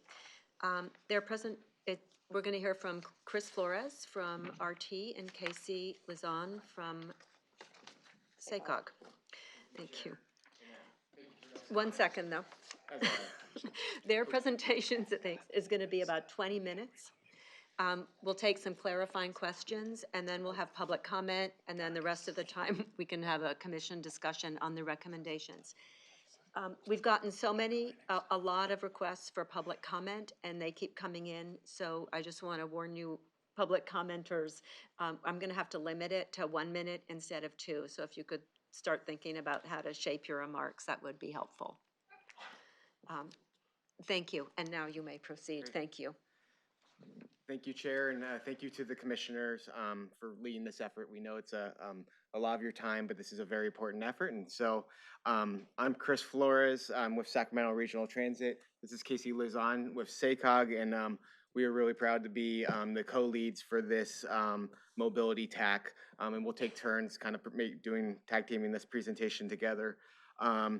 So although it may not be explicit in the presentation, I do want to just set from the framework, or from the get-go, the TAC operate under a lens or a framework, so to say, and I'll just read it. As we explore opportunities in priority areas of action to achieve carbon zero in mobility sector, we must prioritize our most underserved communities of color, low-income populations, and those who have been historically marginalized.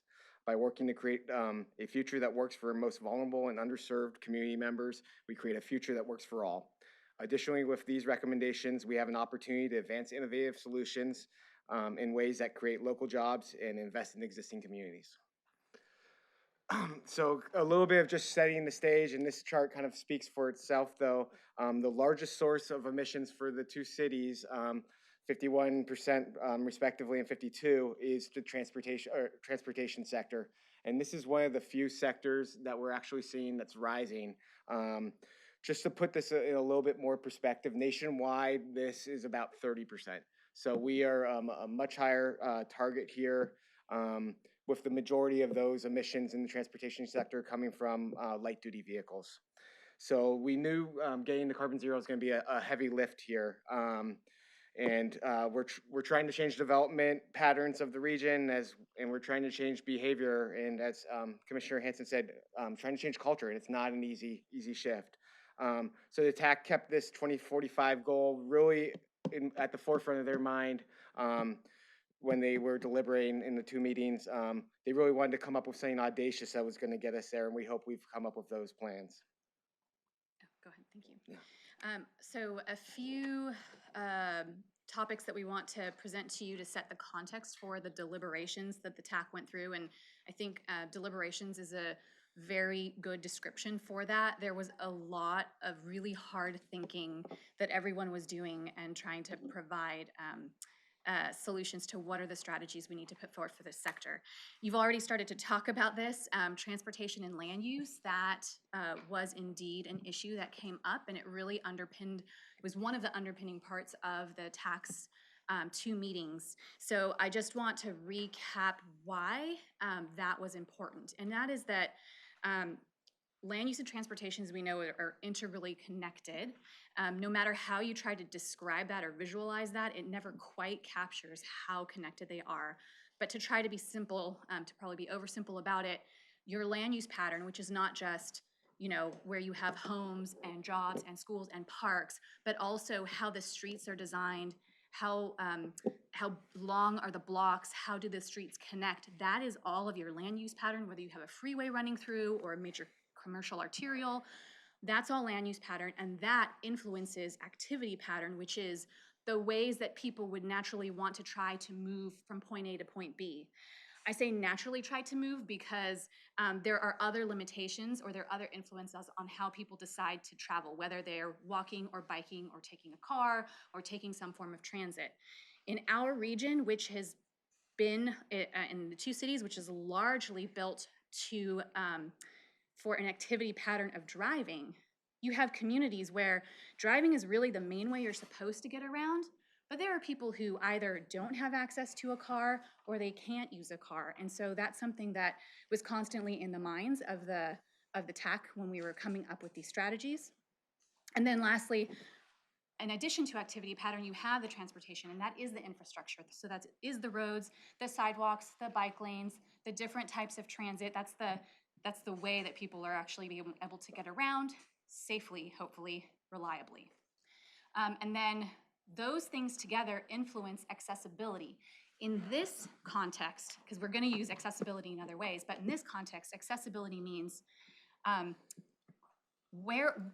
much are you able to get to given your land use and transportation situation. So pick a time, 30 minutes. In a certain situation, you can get to a lot of destinations in 30 minutes. And in a certain situation, you can't get to that many destinations in 30 minutes. And that's all dependent on that land use and transportation connection. So those were the things that were kind of underpinning some of the very technical parts of this. Go ahead. Yeah. So as Casey mentioned, much of our development for the past 50 years has really been focused on accommodating automobiles. So now we're kind of hoping to create further sustainable communities, so our residents have a multitude of mobility options afforded to them. That way they don't feel like they necessarily need to have a car, but are comfortable with these other modes. So this plays into a lot of the transportation demand management, which will be critical. It's understanding how people make their transportation choices, and then how do we incentivize and get them to choose sustainable modes like transit, ride sharing, walking, and biking. And then lastly, we know transportation and land use interactions are a complex framework that includes economic, political, technological, and demographic changes. And so we kept that in mind as well as we move forward. Monica touched on this, so I'll just be brief, but mobility initiatives. We know the transportation sector is very dynamic right now. There's a lot of new innovations on the way, new mobility initiatives, as we just heard. Just highlight a couple again. SacRT in West Sacramento have launched microtransit, which is on-demand, curb-to-curb, app-based mobility options. We're seeing electric car shares pop up. We've had micro-mobility. Jump Bike is one of the most popular. This region is one of the most popular for Jump Bike. I think it actually outpaces their Uber on a daily basis when it's sunny. And of course, things are changing. So there's probably going to be some innovations that the TAC didn't think about. And we understand that, but we're trying our best to predict the future. Another theme throughout the deliberations was the need to always think about mobility from a people-centric perspective, that we need to prioritize historically marginalized communities, that we need to consider different needs of residents, commuters, visitors, parents, youth, list them all. We need to ensure that our community members have access to multiple sustainable options, and the vision we had was that could be seamless. When you walk out your door, there are multiple ways for you to get to where you need to go. We need to identify rebates, incentives, subsidies, resources for low-income populations. And we also need to think about this in the context of making places, that it's not just that we're trying to get people to their jobs so they can kind of churn out a widget, but that these are also places that people live in and do much more. And so non-motorized travel should be at the core of urban centers. Streets should become destinations worth visiting and not just throughways. And sustainable modes of travel should be enjoyable experiences, which I was happy to hear the word joy at the very beginning to kick this off. The specific mobility solutions that we're coming up with, because we were so focused on strategies, we did not get to dig into tactics, as you hopefully have been briefed. We're looking for what are some lean solutions so that they're accessible, they're cost effective, not just looking at the grandest type of way to solve a problem, but really like that's where innovation comes in as well, which is how do you come at a problem differently and potentially at sort of a lower cost sort of way. So this is the lens we're using, even if it's not explicit, and we welcome input from the commission and from the public to make sure that this connection is clearer. Next slide, please. So we want to summarize some of the community priorities that we heard and had in consideration during the deliberations. It was important to consider those priorities that were gathered via the Commission's online comment form, the Sacramento outreach events, and the Youth Summit. So on the topic of public transit and shared mobility, some things we heard were there was an interest in increased route frequency and accessibility and additional routes, and an ability for those without smartphones and for low-income folks to be able to use services. In active transportation, we heard an interest in expanding bicycle and pedestrian infrastructure and building in compact neighborhood design. We also heard about interest in safety on sidewalks, roads, and pedestrian crossings. Regarding electric vehicles, we heard an interest in additional charging infrastructure and rebates to reduce costs. And we also heard concerns related to technology, such as the range, and some of this we heard earlier, range of vehicles, their distance, battery disposal, and the aesthetics. And then finally, kind of overarching this, there was an interest in prioritizing transit and active transportation modes over electric vehicles. And there were concerns that electric vehicles and transportation network companies like Uber and Lyft are not inherently reducing vehicle miles traveled and not inherently reducing congestion. And so there's concern about how to deal with that. So we look forward to receiving additional input from the mobility equity roundtables to inform the TAC's final strategy recommendations. And with that. Okay, so just a little bit about the background of the TAC process to date. So it's been, and let me just start by thanking the members of the TAC. I know we've had some robust conversations, and I know they've taken a number of hours out of their days to participate, and so they're truly passionate and want to see this see us accomplish carbon zero. So a little bit about the composition. It's comprised of public, community, industry leaders, experts, and stakeholders. We did have city staff from both cities sit in on the TACs to kind of inform us of what work is already existing. We've held 2 meetings to date to kind of discuss the vision for the future and the key areas of action. They as we've mentioned, they took the 2045 carbon zero goal extremely serious. We've now identified 3 top overarching strategies, and we've asked them to keep in mind the importance of accessibility in underserved communities as they develop those strategies. Individual TAC members have also had the opportunity to provide input on potential implementation tactics, which I think was shared with you, a very large document. Just want to be clear that those tactics have not been discussed yet during the TAC and vetted. So we look forward to discussing those at our next meeting. But we felt it was important to provide the brain dump of ideas to the commission so they can understand how we potentially could get to these, how we can achieve these TAC goals. So we are hoping for feedback on these if we're off base or not as we get to them. Just a little bit, the next meeting is Monday, I believe, afternoon, where we're gonna, for the TAC, we're gonna refine some of the strategies, get additional feedback from the public and commission, and then start prioritizing those tactics. Okay, we're almost to the strategies. I just want to go over the TAC's vision and principles. So at the core of the TAC discussions and the deliberations were these principles: to prioritize marginalized populations, outreach and education, accessibility and affordability, workforce development, and innovative solutions. The overarching goal of the TAC was to move away from car-centric approaches to transportation, to discourage single-occupant vehicle trips, enable travel by lifting up sustainable modes, which is prioritizing transit and pooled rides and active transportation first to be able to reduce vehicle miles traveled and manage congestion. The guiding question we had is, what's needed for a person to be able to walk or roll out of their home and get to destinations without being in a single occupant vehicle? And how can they do that seamlessly via multiple modes? So with that, we'll go into our strategies. Great. So as you see, we have 3 overarching strategies, but what the TAC decided to do is identify 2030 and 2045 targets to keep the ultimate goal of carbon zero in mind, and setting those interim targets of how we're going to get there. This was developed with the built environment strategies in mind, of more efficient land use patterns that will allow for more sustainable modes of trips, and trying to encourage maybe active transportation for the shorter trips and transit for those longer trips. And the order of recommendations should be considering kind of a loading order where we're shifting those travel to those trips and trying to transition the remaining trips that are going to be single occupancy or automobile vehicles to be electric. We do know that financing is going to, and funding is going to be critical. It's probably identified as the most significant barrier for the mobility sector. So a lot of this is going to require financial investment. I know there's a finance TAC that will kind of help make some of those recommendations.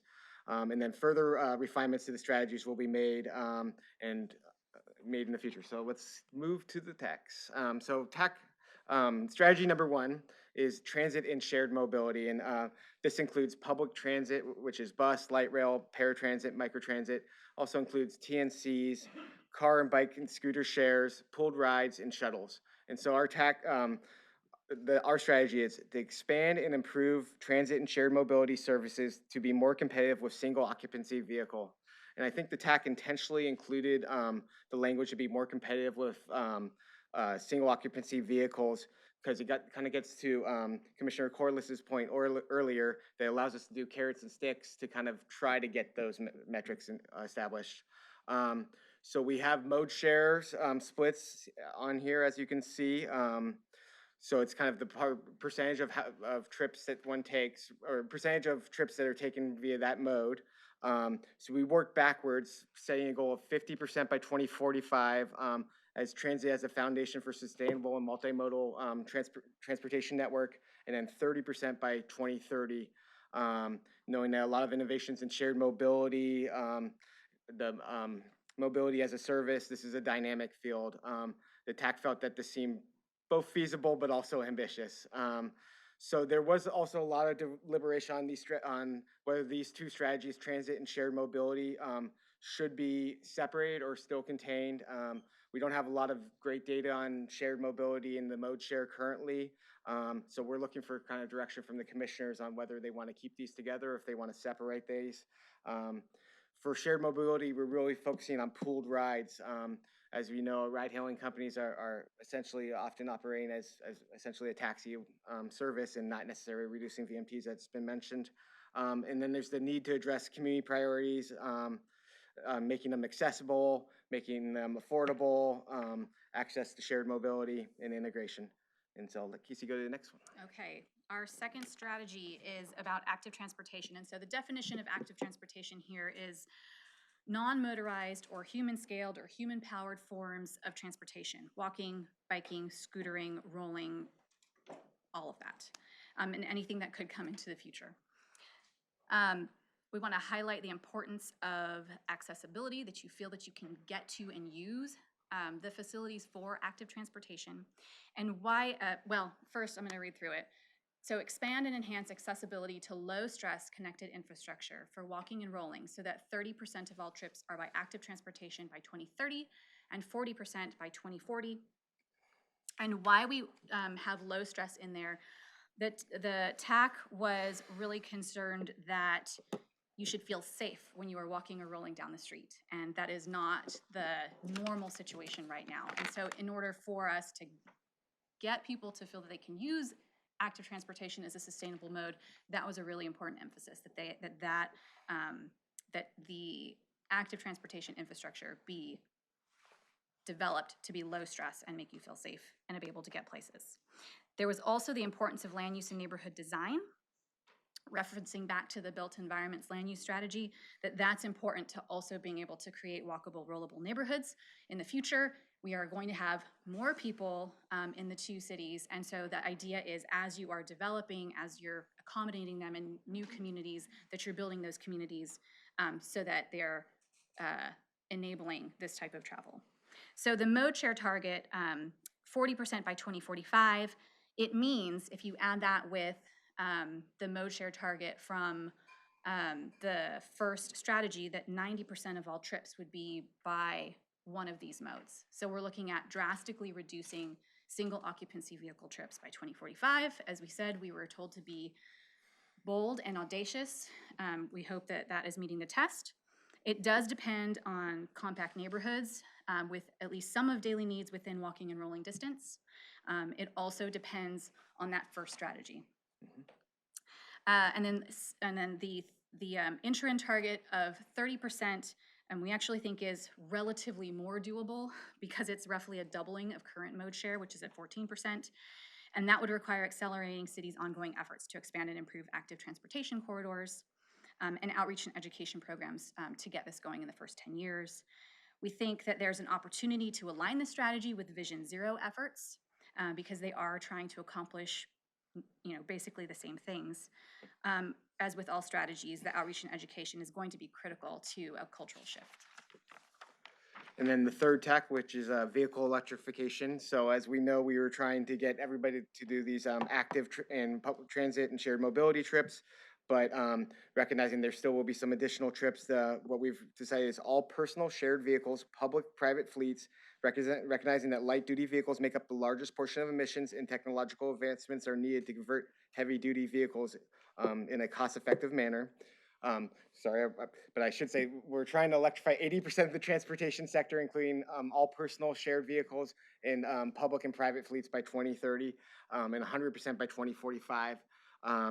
So we know this is a very big goal and very audacious, but we feel that this is going to be something that is going to be important. We're trying to address congestion and VMTs and building out sustainable communities. So one thing we do want to keep in mind is that the importance of incentives in this TAC with low-income community members, disadvantaged communities that maybe might feel a price pinch on this, or apartment renters who maybe don't have the ability to control that.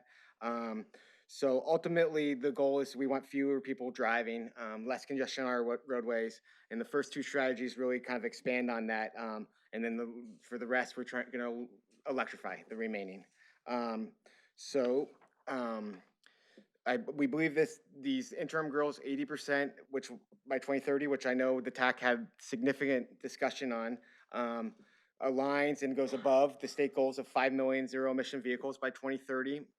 We do believe there's a lot of tailwind in the electrification sector. Obviously, there's the California Mobility Center and CARB here in our backyard, but we're seeing a rapid adoption of electric vehicles. Prices are dropping, ranges are increasing, infrastructure is being deployed more and more, making it a much more viable option. So we really would need a combination of incentives and regulations to make this happen. But I do want to say in the framework, the 80% was quite a topic of debate, and so we'd love to get further feedback from the commissioners whether they think that's too ambitious or not. But it will be critical for rebates to get us there. And we are to our closing slide. So again, the TAC took this very seriously, the charge of being carbon zero by 2045. We know this is a very dynamic sector as seen by the various innovations and how things have changed in just the last couple years. So we don't know what it'll exactly look like in 15 years, but we're hoping that these will put us on a path towards there. And then we recognize that as we do this, people need to be able to live and thrive. So the strategies are intended to bring online other transportation options that can increase people's mobility in a way that's completely different from what they've experienced so far. We're talking about a multimodal, reliable, seamless user experience that is energy efficient. So that means that it's going to require lots of different options for transportation that is going to be very dependent on the type of environment that you're living in. It would need a combination of incentives and subsidies and regulation, prioritizing early and ongoing outreach and incentives. We are very much looking forward to your feedback on this.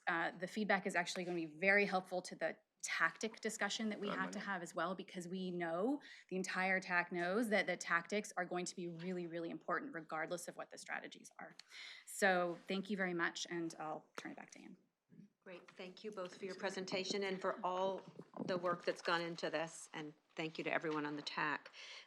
Commissioners, I'm going to ask that unless you have a burning question about a definition or something like that, that we take public comment now, and then we will just have the full time for discussion. Does that sound okay? Thanks. Okay, yeah, we have about, I think, 13 or 14 public comment. So Joe will do 1 minute for the public comment, and I will call up 3 people at a time so you can kind of get organized. So first, I have Guy Hall from SAC EV, and then Steve Noctor from SAC EV, and then Carol Davidova from Grid Alternatives. Excuse my pronunciation. The one in the middle, behind you. This one here? Yes, sir. Okay. And then just one other thing, if really you just want to support what someone else said, or you have the same comment, if you could just state your name and your affiliation and let us know that you support the previous comment, that would help us keep things moving as well. Okay, Mr. Hall. Yeah, Guy Hall, the Sacramento Electric Vehicle Association. The goals that were described before for electrification of transportation are certainly aggressive to the point of being audacious. That's certainly true, but I've got some good news. We're seeing the collision of 3 major forces coming together to support the adoption of electric vehicles. First, the charging infrastructure that the Sacramento region has done, along with the Clean Cities, has provided a very strong infrastructure.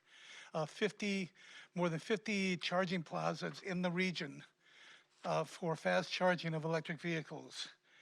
Second, the long-range vehicles that are rolling out are now, there's 9, I think, electric vehicles that are in the 200-mile range and plus. So meeting a lot of the range concerns. The cost of ownership, as was mentioned earlier, again, is plummeting. EVs are often cheaper than the cost of a Camry. So in terms of cost of ownership. So I think I got it under a minute. I guess I can leave now. Thank you. Thank you. Steve Noctor, also from SAC EV. Hi, I'm Steve Noctor. I'm here with SAC EV. My day job, I run a research lab at UC Davis Mine Institute, where we study prenatal development.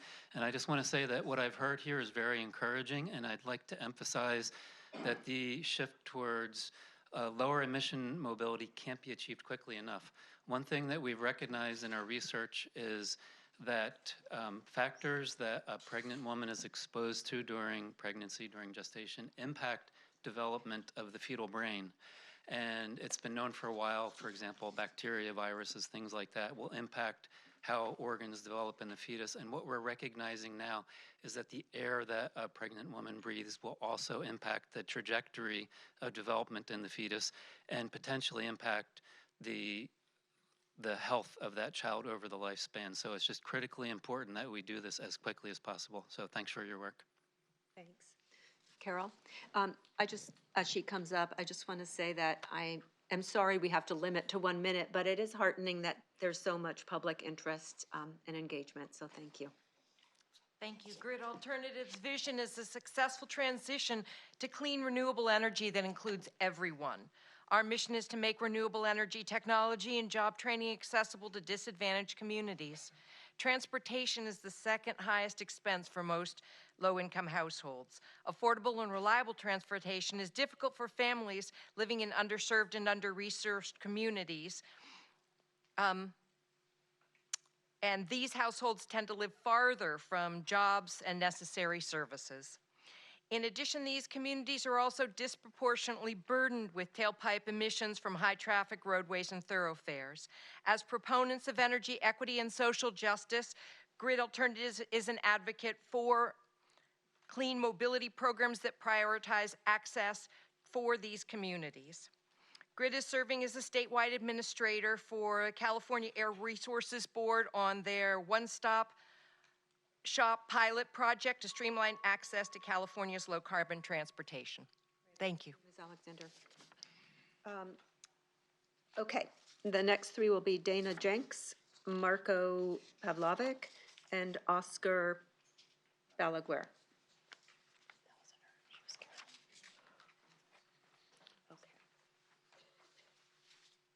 Good evening. Actually, I kind of forgot what I was going to say. Oh, yeah. Just quick idea that I didn't see in any documentation was curbside charging. As a Tesla owner, I get a lot of questions, most of which are, where do you charge? And I just think that having a couple of charging stations along the streets and, designated parking spots or whatever would go a long way, not just for current owners, but prospective owners that might have anxiety where to charge. Sometimes myself, I find myself going up to Notomis, to the superchargers in Notomis or Arden, and then driving back down to Elk Grove just to get a charge, or calling somebody up and leaving my car somewhere, like, hey, can you come pick me up at the charging station? So yeah, that's just a quick idea. Thank you. Thank you. And just a reminder to please state your name and affiliation as you come up.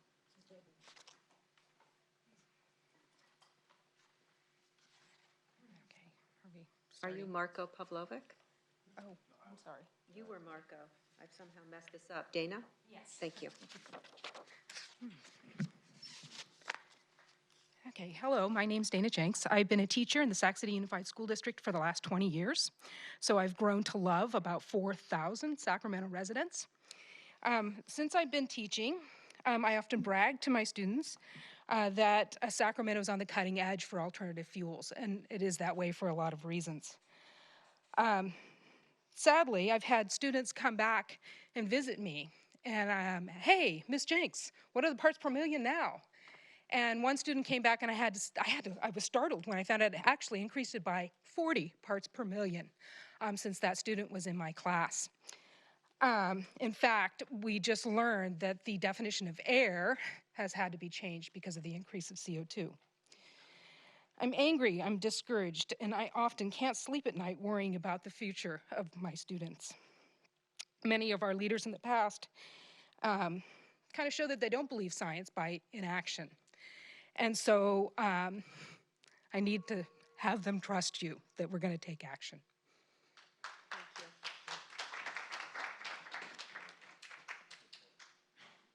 Oscar Balaguer. Thank you. I'm Oscar Balaguer. I'm a resident at the City of Sacramento.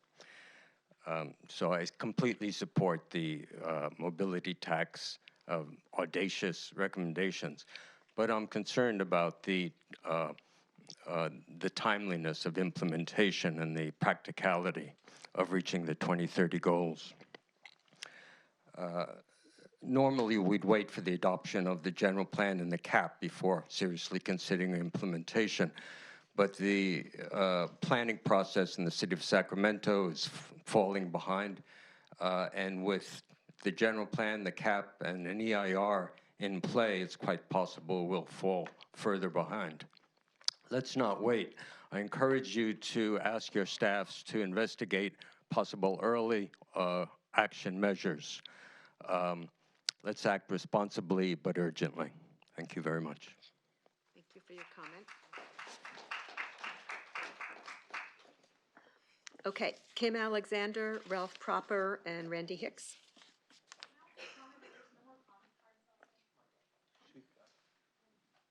Okay, someone will take care of that. Thank you. Kim Alexander? Hi, I'm Kim Alexander. I'm a resident of Sacramento, affiliated with the Land Park Community Association and also the Sierra Curtis Neighborhood Association. I appreciated the staff comments about biking and cycling. I want to point out that the experience that a lot of people have in Sacramento cycling and walking in our streets is not enjoyable and very stressful because of the widespread use of gas-powered leaf blowers in our city. This causes noise, pollution, and fugitive dust, and these are all a matter of public safety. So I hope that when we think about trying to make Sacramento a more desirable place to walk and to bike and roll, that we will incorporate the need to reduce the use of gas-powered lawn equipment in our city. We need to also protect the rights of pedestrian and cyclists who have the right to be free of leaf blowers while they are in residential areas before 9 a.m. and after 6 p.m. And if we enforce these laws, it would encourage more people to be riding their bikes as a way of commuting. So thank you for considering this. Thank you. Ralph Proper. Yeah, I'm Ralph Proper. I'm president of the Environmental Council of Sacramento and recently worked at the Air Resources Board's climate science research section. The Air Resources Board has set statewide requirements that call not just for maximum penetration of electric vehicles and maximum renewable energy for in the energy sector, but also for strict reductions in vehicle miles traveled. The only way that we're going to achieve that is with changing our development patterns to be transit-oriented development that will support public transit and infill development, densification, and this will also require, on the other side, urban limit lines so that suburban sprawl is not an alternative to the densification that we need.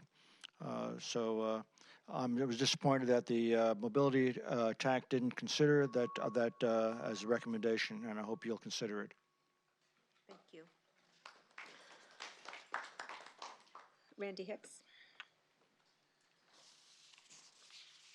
Randy Hicks, Californians and Disability Rights.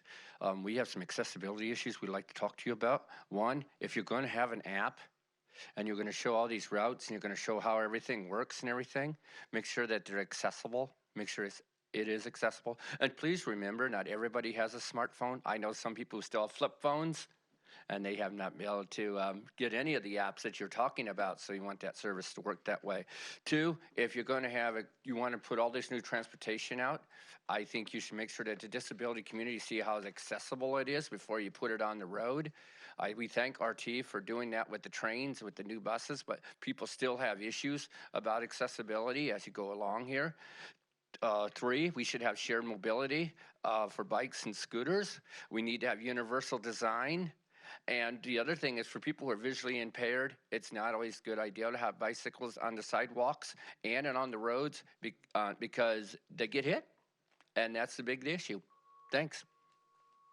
Thank you very much. George Parrott, Chris Brown, and Karen Jock.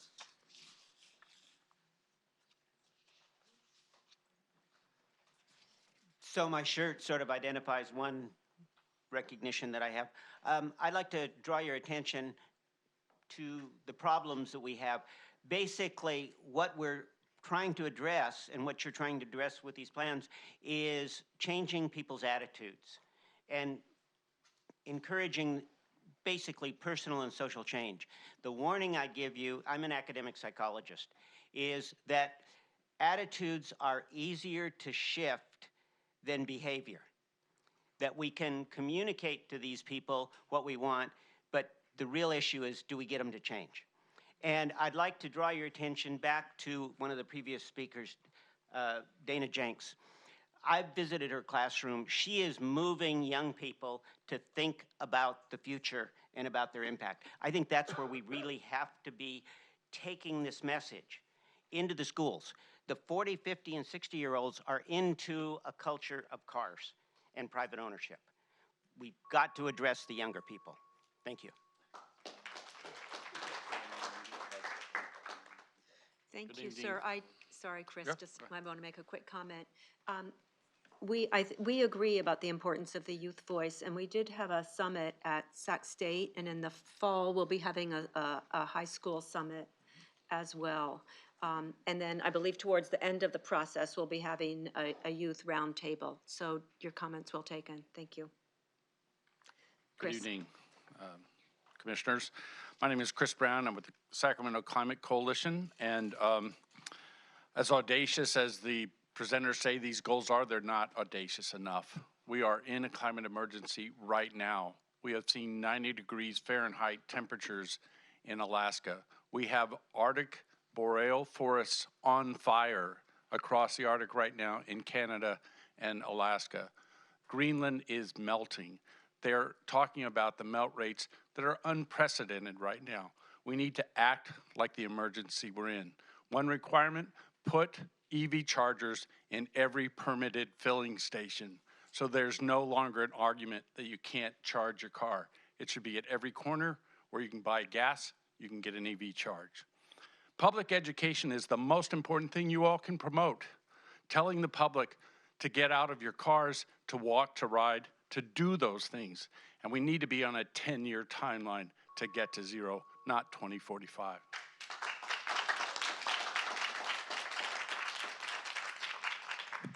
Karen Jacques, Sacramento resident and representing Trees for Sacramento. And I just want to remind you that part of the critical infrastructure for active transportation is trees.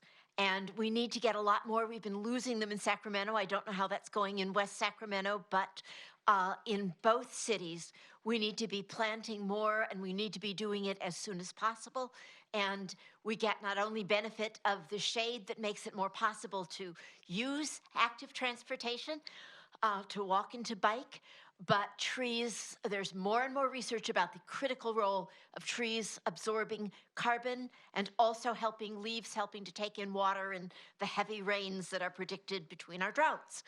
And I'd like to second Chris's comments on the climate emergency.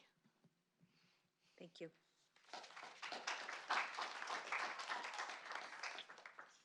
Okay, two final speakers on mobility, Sandra Hall and Brian Shope.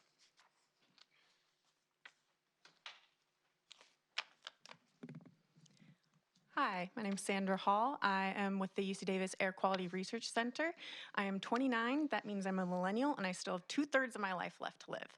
So this is very important to me. I've been thinking about kids, and I don't know if I want kids because, you know, they will have to live in this world and may not be able to survive as well as we have comfortably. Just to share, as I said, I work at the UC Davis Air Quality Research Center. So I work with our director, Tony Wexler, to bring together conferences about various issues relating to air quality, refinery emissions, and the health effects of wildfires. So I've been learning a lot about these issues and how devastating our climate is making these issues. So I would just like to really emphasize that you guys move forward with these goals and move so with large urgency. Thank you. Thank you. Good evening, Chair and Commissioners. I'm Brian Shope, resident of Sacramento. In light of my previous comments to the Commission at the last meeting, I just wanted to thank the Commission for committing to revisit and try and add a little more teeth to the all-important third recommendation from the built environment. On today's topic, I, like 1 out of 10 children in Sacramento, grew up with asthma. Thanks to the inhaler that I still carry with me today and many midnight nebulizer treatments, I never had to make the trip to the emergency room for an asthma attack. But 3,000 children here in Sacramento do make that trip with their parents every year. Traffic-related air pollution is both a cause of the onset of asthma and a trigger for its symptoms. And the American Lung Association gives our air quality an F in their annual report card, largely because of ozone, which is largely caused by on-road vehicles. So I support these TAC recommendations because they would, in addition to their climate, quality of life, and economic benefits, also virtually eliminate the largest source of air pollution in our county. Thank you.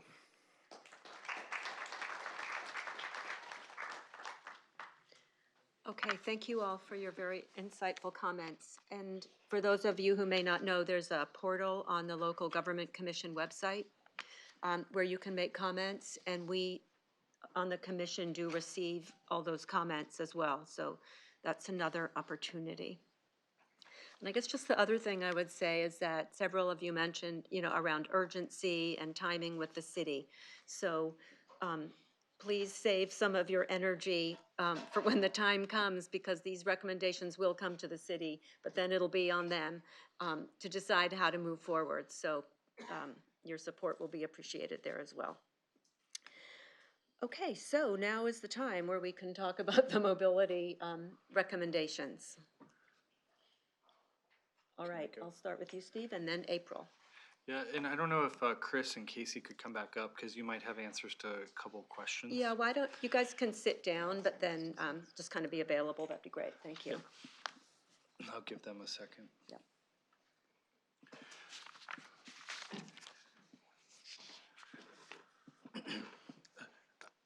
I think generally the overarching goals are bold in the way that they need to be, and I know you used the word audacious, and I think audaciousness is probably important as we set these objectives. I also think there's nothing like a deadline to focus the mind on helping us sort of move towards accomplishing them. But I do think that the overall recommendations, as I'm assuming we're going to move forward on them, we need to drill down even more and figure out ways to get better data and target some of the sectors. So a couple of things that I would say is first, when we talk about shared mobility or active transportation, it's not clear to me where our first last mile carriers fall in this, like our electric scooters or electric bikes as a mobility option. And when I raised it to our chair, it was also one of those things I guess was debated by the TAC. And so I think trying to attribute to each of these categories some goal, it may not be in the competence of this commission to identify that, but we need some technical expertise to tell us what we need to do to better identify the major causes of carbon emissions from those things, and then what are the right responses to those. And that, you know, when you look at number 3, we talk about all personal and shared vehicles and public and private fleets. And that just is a mismatch that I think we need to tease apart. So personal vehicles and shared vehicles, what goals do we want to attribute to them separately? Public fleets and private fleets. I know that public fleets, we're being mandated to make changes, particularly RT and its operations, and YOLO Bus probably as well. Airport operations have to be electrified. So some of that's happening, and I think we need to better understand where our opportunity lies and how to get, how to accomplish that opportunity. Some of those are very expensive and will rely on state, federal, and other sources of funding. And I think we need to, as we develop these goals further, and you have some very good work in the following pages, but that's where I want to be. And then just as Casey, I think you might have mentioned the need maybe for state action, or it could have been our chair, I can't remember. But I think as we look at contracts with entities that have their own fleets, we could require that they move towards electric vehicles if those are available. We could just get baseline data like we're doing now from our shared mobility companies, requiring them to show us the data about VMT, the patterns, or just the emissions from those vehicles. And I that's sort of a general comment, and I don't know if you looked at that stuff, but I think really narrowing our focus from these broad buckets into specific things would be more helpful than, yes, these are broad and bold goals, but we know that we need to move into sort of the more granular aspect of how we're going to achieve them. Did some of that stuff come up with the TAC in your? It did. There were some challenges with timing of being able to get very current mode share, like for example, mode share data from different, for the 2 cities in time. There's also the difficulty of, and particularly regarding shared mobility, there's not a lot. I think I know of one sample on mode share. Now, if we wanted to change the metric, right, to something else, we might be able to find that data more quickly. But if we were trying to figure out how do you baseline mode share, we don't necessarily have that. But I hear what you're saying, and I think everyone on the TAC would agree that we would need to be able to get that data to drill into taking tactics that can be turned into actual tangible actions. I agree that we would have to do that. Yeah, and I think, you know, as we talk about, Chris, did you have anything to add? No, you're good. Okay. As we look at, and you made some very thoughtful comments about sort of the connection to land use. I think as our subcommittee meets, that is one of the things that's most prevalent on my mind. We have a land use pattern that is so single occupancy vehicle dependent. People can't walk a quarter mile in a lot of these neighborhoods that were built between the 50s and even ones under construction now. And our policies and our culture isn't supporting a shift back to communities that you can go car-free and carefree. And so we can't bend the curve on those transportation emissions unless we change the land use pattern. They're intricately or integrally linked. And how we do that is still, you know, within the city. I know how we're doing that and trying to do that, although I don't believe our success rate is yet a perfect batting average. But I do believe that we're bending towards that in very significant ways. So I think really an acknowledgement that we can only do so much through greening the fleets if we don't change the land use patterns, because that electricity still will have some potential footprint that we need to think about. I mean, until we get to 100% renewables all the time, everywhere, we're not really, we can't see that as a pure solution. The second thing I just want to say is there is no city in the region, except for maybe our friends right across the river, but city of our size of 500,000 that has the state government hub and everything else, that has moved as aggressively and will continue to move aggressively. And so I think the city of Sacramento does bear a very important burden and obligation to push hard and to lean in.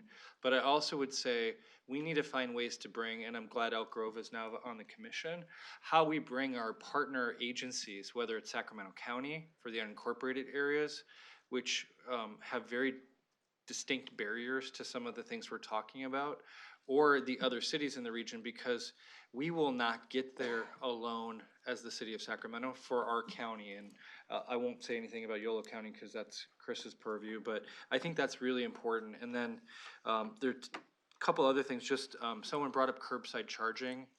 It was you, sir. We have actually advanced, and I advocated, and we have now a policy around converting public parking spots into curbside charging, and we're working with a variety of vendors to try to do that. Our first project did roll out at Southside Park. One of the things I've actually recommended is we use the SMUD orange to delineate electric charging spots so that we use our public streets as an asset for advancing technology and charging. And I think that's something that we have, because of Electrify America, been able to find funds and be able to move towards. The last thing is, I may only be halfway through my life as I approach 40, but I still believe that whether you're a third or a half or wherever you are in that spectrum, that we all have this obligation, and we have to leave to those who are coming after us, but even now for those who are with us, better communities. And when we build new sidewalks, or we bring these new modes of transit, or we fix a broken gap by building a complete street, that we are actually providing for those communities. And it's not something, as much as we want to talk about 2045 or 2030, this is something to me that is yesterday, today, and tomorrow, as much as it is next week, next month, next year, next decade. And we have to continue to think not only about the long-term planning, but the immediate opportunity to make a difference with our resources, our purchasing, our fleets. And we have, just on the public fleet side, we are testing electric trash trucks right now, because that was a priority that I helped advance with the council, to use our heavy fleet as a way to test and pilot new equipment. And I think that helps with the private sector to verify the reliability of that equipment. And Arlen, thank you for providing us in Sacramento County with our power. Thanks. April. All right, it's on. Well, I just wanted to first thank the two of you for your facilitation and your leadership. I know that it wasn't easy. I was only able to make it to one of the original mobility tax, but I know there's going to be some more, and I'm looking forward to attending those. And I know that it wasn't easy with all the different, groups in the room and ideas, and you were able to validate everyone and balance that, I think, really well. And I want to thank the community members who participated in the tax for your intention and your vision. So I have a couple of comments because, I read the initial report that's coming out of the tax, and I know that more work is going to be done, more intention about equity, and that Kate alluded to earlier, and more refinement of the implementation strategies. And I just wanted to say a couple things about that, our vision and our implementation strategies are only as good as our ability to include all community members to benefit from those strategies. And so, as an example, I'm a community member in a wheelchair, and my organization serves people who were a cross-disability organization. The majority of the people that I serve, we can't just get on a jump bike, but we could get on an accessible bike share like they have in Oakland. There's an accessible bike share in Oakland where they go around Lake Merritt and they can rent the bikes. It's not as on demand because of the nature of needing to fit people with their individual needs, but that has been their ADA equivalent. So they provide an ADA equivalent in Alameda County through their accessible bike share. So as I said, not everybody can just get on a jump bike. Also, not everyone can get on a lift. I was able, because I can transfer from my wheelchair, to take a lift to get here tonight, but my advocacy director, who had to leave early for his own transportation issues, wasn't able to do that because he has a power chair.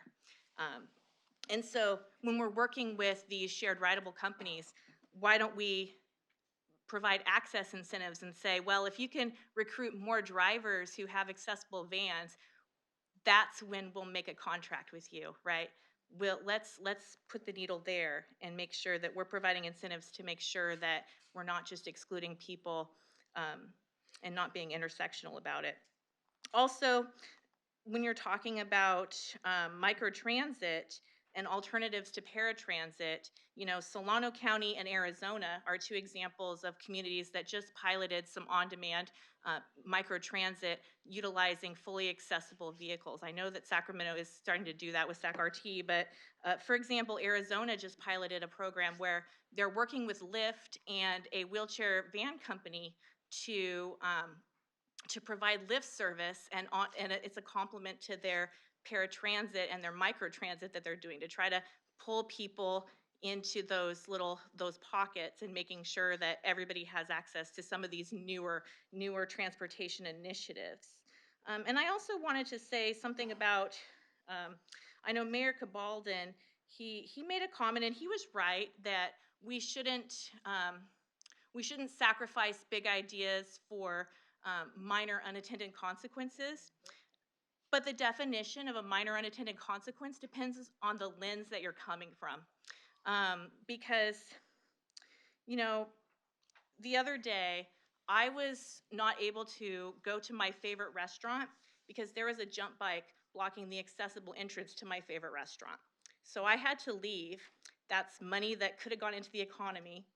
That's a date night that got messed up.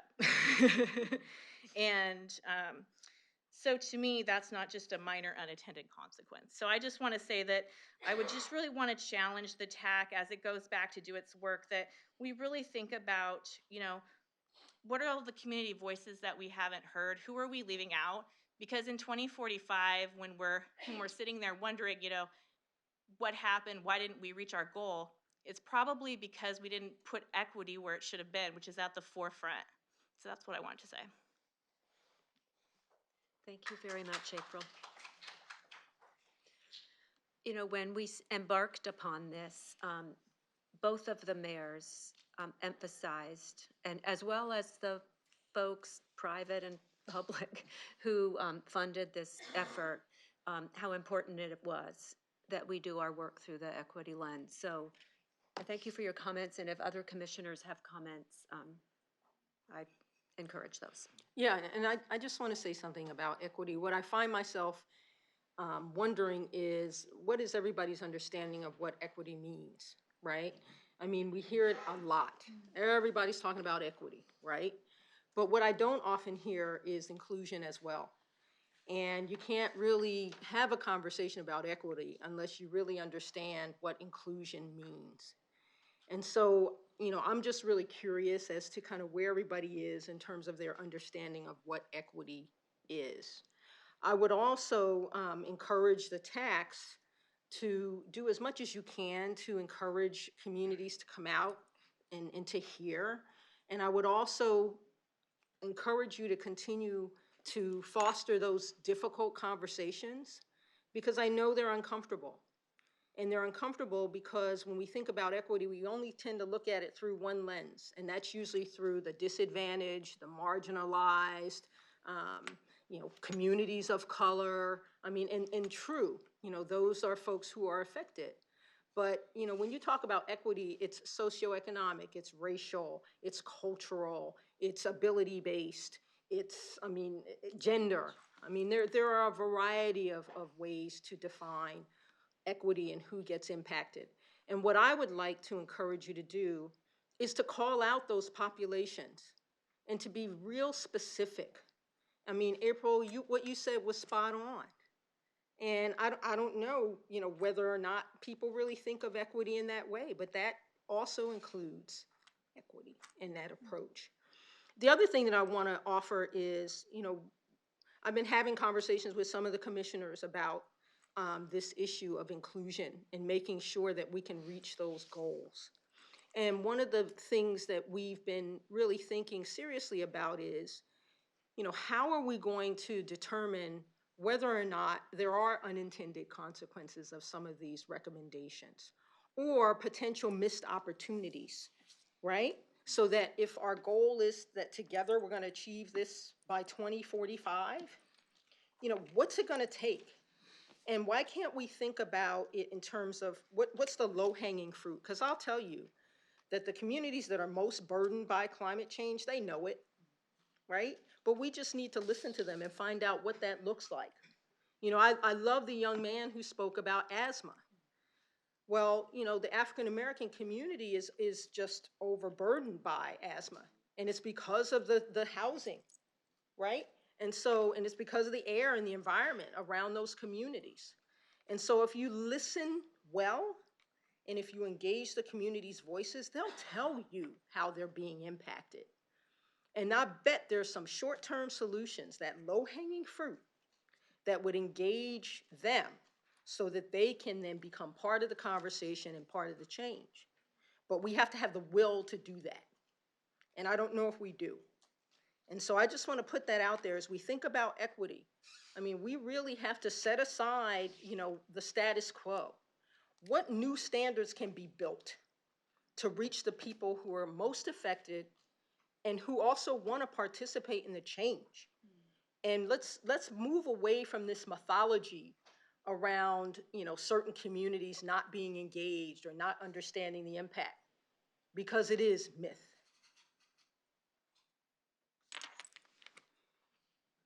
Thank you, Stephanie. Thank you. It's so important. Well, I don't want to just leave it. No. It's so important, and we need to get it right, and we're learning from you. We're grateful for both of your participation. And we just need to get it right. We need to make sure we've got the right engagement, the right people on the tax. We're working on the equity roundtables. And we want to do some education. Stephanie and April and I talked, and Lori as well, about doing some additional education for the commission from some experts on equity and inclusion as it relates to climate change. So I'm committed to trying to get it right, and I see other people nodding their heads. So thank you. And Could I we'll keep just working. say, Yes. When we were working on our bike share system across the 3 cities, we prioritized equity. And we had a whole change in the plan because of that. We had consultants just to help us develop the equity plan. And it was under the belief that the way that the previous systems had been thought about was to serve a certain population that wasn't reflective of the whole community. And we wanted to smash that idea. And it's, in fact, some of the pushback about sort of the flexible systems and the comments that were said about, they're a nuisance. We address those in our shared rideables ordinance, so that person that blocked the doorway can get a $27.50 ticket for doing that. And we're doing through educations a bunch of things, but we had this whole, how do we balance these things? Because a lot of times, and I apologize to people in the room, but a lot of the people who speak at these events look like me and don't look like you, Stephanie. So getting out of rooms like this, getting into communities, giving them choice, and not artificially constraining their choice has to be one of the clear priorities for the work. And it's repeatedly, not just in our shared rideables work, but in some of the other things that the city's been doing, we've been trying to get out of the echo chamber and into the community. And I think that you've made a very important point that we need to always have at the front. Thanks, Chris. Yeah, thank you. And I 100% agree with Steve. I think I wasn't on the jump bike. It's not too late. Steering. The mayor was, and I know that it was an important part of how we went about the first phase of the rollout was ensuring that across the city as much as we can, it was available to every neighborhood, and we adjusted. When we did VIA, we had ideas about how that could address just the basic needs of transit or where it wasn't going. But we did think about communities of whether it was the first iteration, I think, limited it only to the Southport area, and we said absolutely not. And he has hit every neighborhood in West Sacramento to give them the opportunity for it. And we also made sure our vans included accessible vans. We have 2 of them. And they're rear entry vans, but the day I saw Robin in her ice cream story, that changed her life as a senior and being able to get out and buy ice cream. It changed another one's ability to come to the community center and interact with interact with folks. And she was in a wheelchair. And so I think you're both right. And I think it does have to, as a community, it's the hardest thing to do when you're setting policy. You don't always get every reaction, but I think Steve's right. We have been pushing in any outreach we've had is to try to talk to as many people as we can, one-on-one as a member of the community, being out in the community, but our staff does, and not doing the typical. We're going to have a forum and it's going to be a town hall type thing. Is to engage the community and let them judge those things for themselves. So I think you're absolutely right. I think we just need to put that in our DNA and not have a checklist that we hit all this. It just has to be part of our DNA. I do want to say on this discussion, and I want to ask specific questions on Tac, because I think the area I brought up at the beginning of the meeting is certainly prevalent here. Is we have some real challenges in West Sacramento around land use, and I want to address item 2 first, because this is where I get the intent, but I'm just really, really struggling of how this is a land use issue for me. Folks that live in this neighborhood, that is in a little north, this is in Broderick, one of our oldest neighborhoods in West Sacramento. It still takes, it's about a mile to the nearest grocery store. And we're doing improvements here, and we'll be doing more when the I Street bridge replacement comes in. And we just did this whole neighborhood across the street. We did it. It's still a mile to get to Rayleigh's, which is nearby West Capitol. Same with Bright, which is an area east or west of here, excuse me. So again, I'm thinking about this one is really one that is begging to be married with the built environment, because as much as we will and we'll continue to make investments in sidewalks and accessibility, it doesn't help where they still got to find transit to get to the grocery store, and then it takes 45 minutes for them to get there, or get to a job in Sacramento, or see the doctor at the new Kaiser facility in across the river. That's different. That to me, and this is my definition of equity. What VIA has exposed and JUMP has exposed to me is the stunning inequities in our current transit system. Because from a quality of life perspective, we have put less value on their time to get the basic services. So that's the part I'm passionate about, and why I look at transit as a means to giving people more options to be able to fulfill their life, right? And lo and behold, it reduces vehicle trip miles too. So again, I am that's the lens I'm trying to wear in this discussion. which is why I'm sort of looking at item 2, which is I get it. And I'm not saying I oppose it. I'm trying to marry the fact that in Bright, how do I get a grocery store closer to them? And they may be a little closer in there because they have Walmart, but transit shortened that distance. And VIA has. That's one of its, and Sarah's in the back, it's one of our highest rated drop-off points is the Walmart, right? And the grocery stores.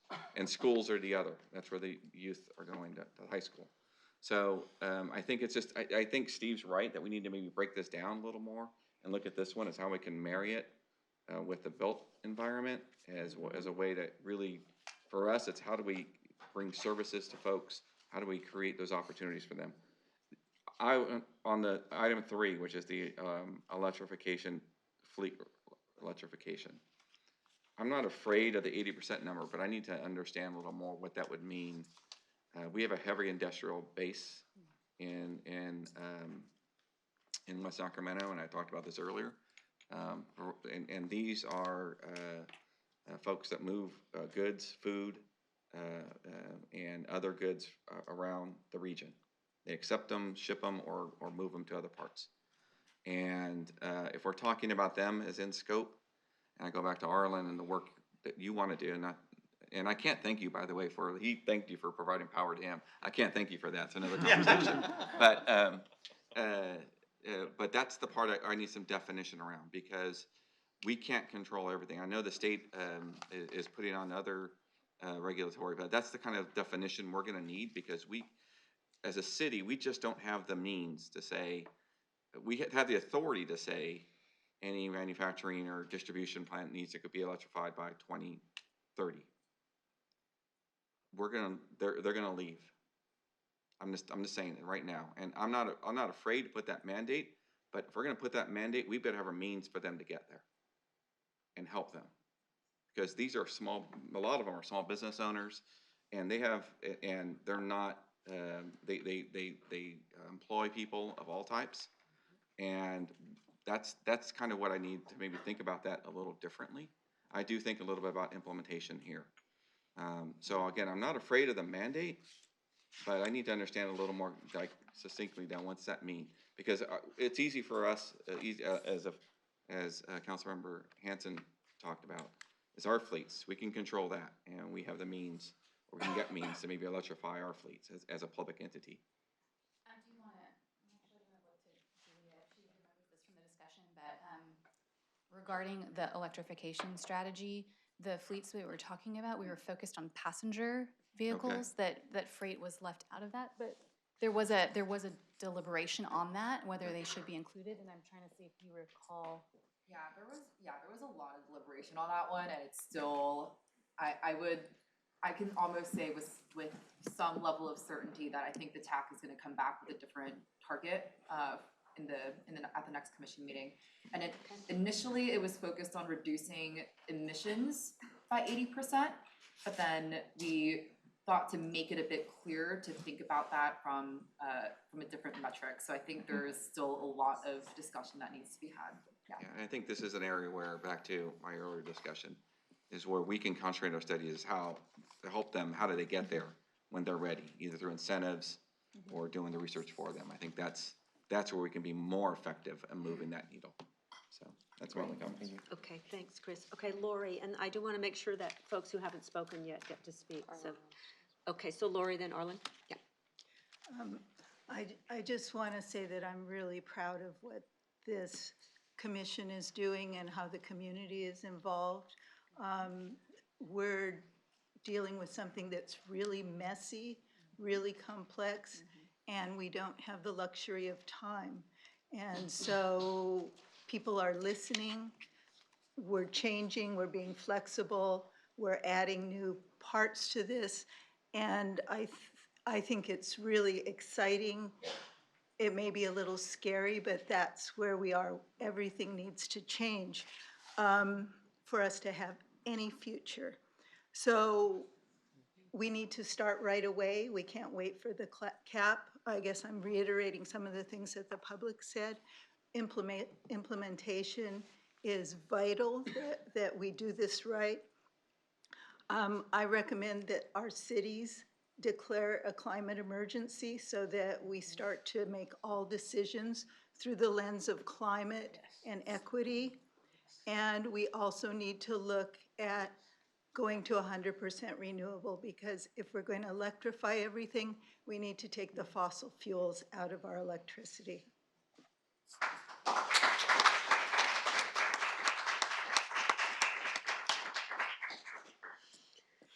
Thank you, Lori. Arlen. Thank you. Thank you. I just have a few comments. First of all, to the TAC, thank you for your work on this and the level of effort. I know these are never easy when you bring so many people into a room with all of whom I'm sure have a lot of passion around this issue. So I appreciate all the hard work that was done on it. Just a couple of things. One is to reiterate something that I think is important for those of us that are either governmental entities or big businesses. One of the ways we can help support this and move this forward is through our own purchasing power. So as we think about Sacramento, West Sacramento, and the region being seen as leading in this space, taking it upon ourselves to ensure that we're electrifying our fleets first, I think is an important message to send to those businesses that we're then going to be looking at, a mandate or some sort of an incentive. So I would encourage us to, as you think about tactics, really looking at how you encourage some of those early adopters in that. I'd also agree that as we move forward, to really focus on what are some of those early wins so that you can demonstrate to the community that this is something that is important and is doable. These are bold, audacious, hairy goals. They're more than audacious based on my reading of mobility, but I applaud you for them. But I think we need to start to move forward, and so look at what are those quick early wins.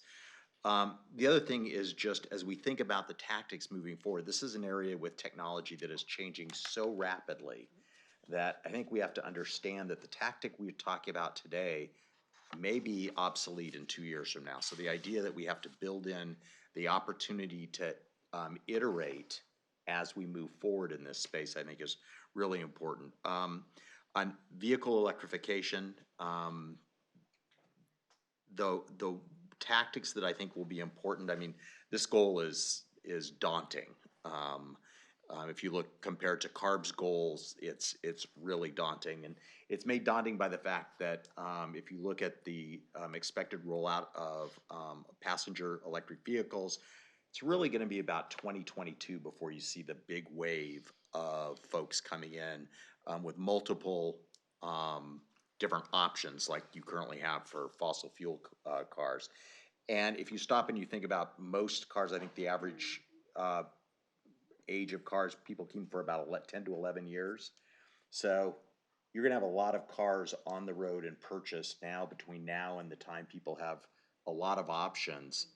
And to move all of those people out of combustion engines by 2030, if they've just bought a car today, and I think if you're looking at folks in disadvantaged communities who can't afford a car, they tend to keep their cars even longer. I know the family I grew up in, I drove, my first car was a car handed down from my grandmother to my mom to me. So I had a 22-year-old car when I started driving. So I just think as we think about that, we need to be very mindful because, again, that goes back to the equity thing and those unintended consequences. So, but just those are my thoughts. Thank you. Thanks, Arlen. I mean, on the 80%, because that's what you're talking about, right? Yeah. Yes, yes. Because that's a question that's come up, from several people, and I guess, do we need to talk about that more? I mean, next meeting, we're going to be voting on whether we want to adopt that. So do we want are we feeling good? It's bold and audacious and sounds good, even though it'll be really tough, or do we want the TAC to rethink it?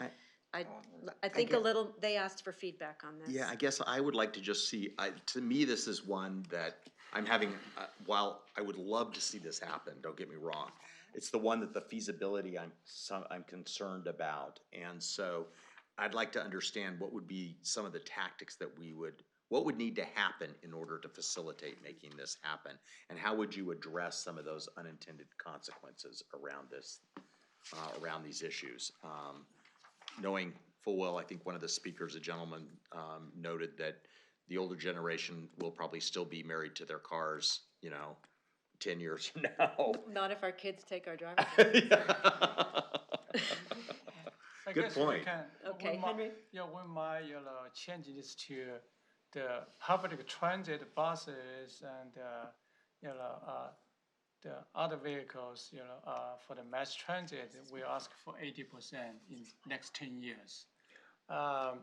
The California Transit Association has been working with the state, legislators to say at what time we need to change to, our CNG or gas buses to the electric buses. 80% for next 10 years. We have worked on this and discussed this, analyzing this for a while, looking for the funding sources. I think that goal probably is achievable. However, for all personal cars, and that sounds like a little bit, we would like be bold, ambitious. But we have to be a little bit mindful for the equity and other stuff. But overall, the presentations and the recommendations, reflect how professional you guys are, how thoughtful you guys are, and it's very comprehensive plan and presentation. You guys work together very well. I really want to appreciate that. Thank you, guys. I'm just going to, has anyone, I'm going to take James because he hasn't spoken yet, and then we'll come back to Not on this one. With all. James. Well, first of all, I just want to say thank you to the TAC, Chris and Casey. I think the way you've laid this out, the questions you've posed to us as a commission, the thoughtfulness that clearly that's been given this is excellent. And I also think just in terms of my understanding is, Madam Chair, that we're giving feedback today and then you're going to come back to us the next commission meeting and that's when we vote, right? That's correct. So I think that's also a really good way to do this. So we see it early and we give you some feedback. I think these are audacious goals and I think they should be. I think rather than perhaps, I guess I'm not necessarily as worried about, although I'm interested in Councilmember Hanson's sort of idea of that, can you disaggregate some of these goals? The targets themselves, I think it's the question of how we get there, right? Because sadly, being a transportation person, all of our numbers are going in the wrong direction. And that's spelled out further in the document, how low our numbers are. And it is very sobering to think about what we're going to have to do to actually, not just stem that, reverse that, but actually get it up to such high numbers. So my question really, again, I really appreciate too, just the draft, kind of the tactics in the back, right? That's, I think, what always trips us up in transportation is how are we going to do this? Because we can say 80%, we can say 90%, we could say 2 years or 5 years, but the question really is how. So just on a few quick thoughts. I really like the key principles and considerations. I think April had a very eloquent point earlier, and you may want to think about accessibility as part of this to make sure that it's kind of front and center. And maybe Stephanie's, I think, challenge on us defining equity so we don't just say it and it's not too vague. I think at least I would have you think about this in terms of the TAC, which is there some way to prioritize? Or, because the list of, again, it's great brainstorm, but the list of all the tactics, I'm trying to imagine the two cities kind of having, 100 things to do. I'd be really interested if the TAC could actually put some thought behind maybe what are the most impactful strategies, right? Like the tactics, what are the things that are really the game changers? Because it seems to me if we're making a recommendation to the two cities, we need to sort of say, this is going to be really hard, but it's actually going to be really powerful and it'll be transformational. Yeah, excuse me, just on that. That is your plan, right, to prioritize the implementation tactics? But I would say I know. And so let me just throw one out. And again, thank you all the speakers who came up, and congrats on staying under a minute. But London has a congestion charge. Cities around the world have congestion charges. Now London is going to an emissions charge.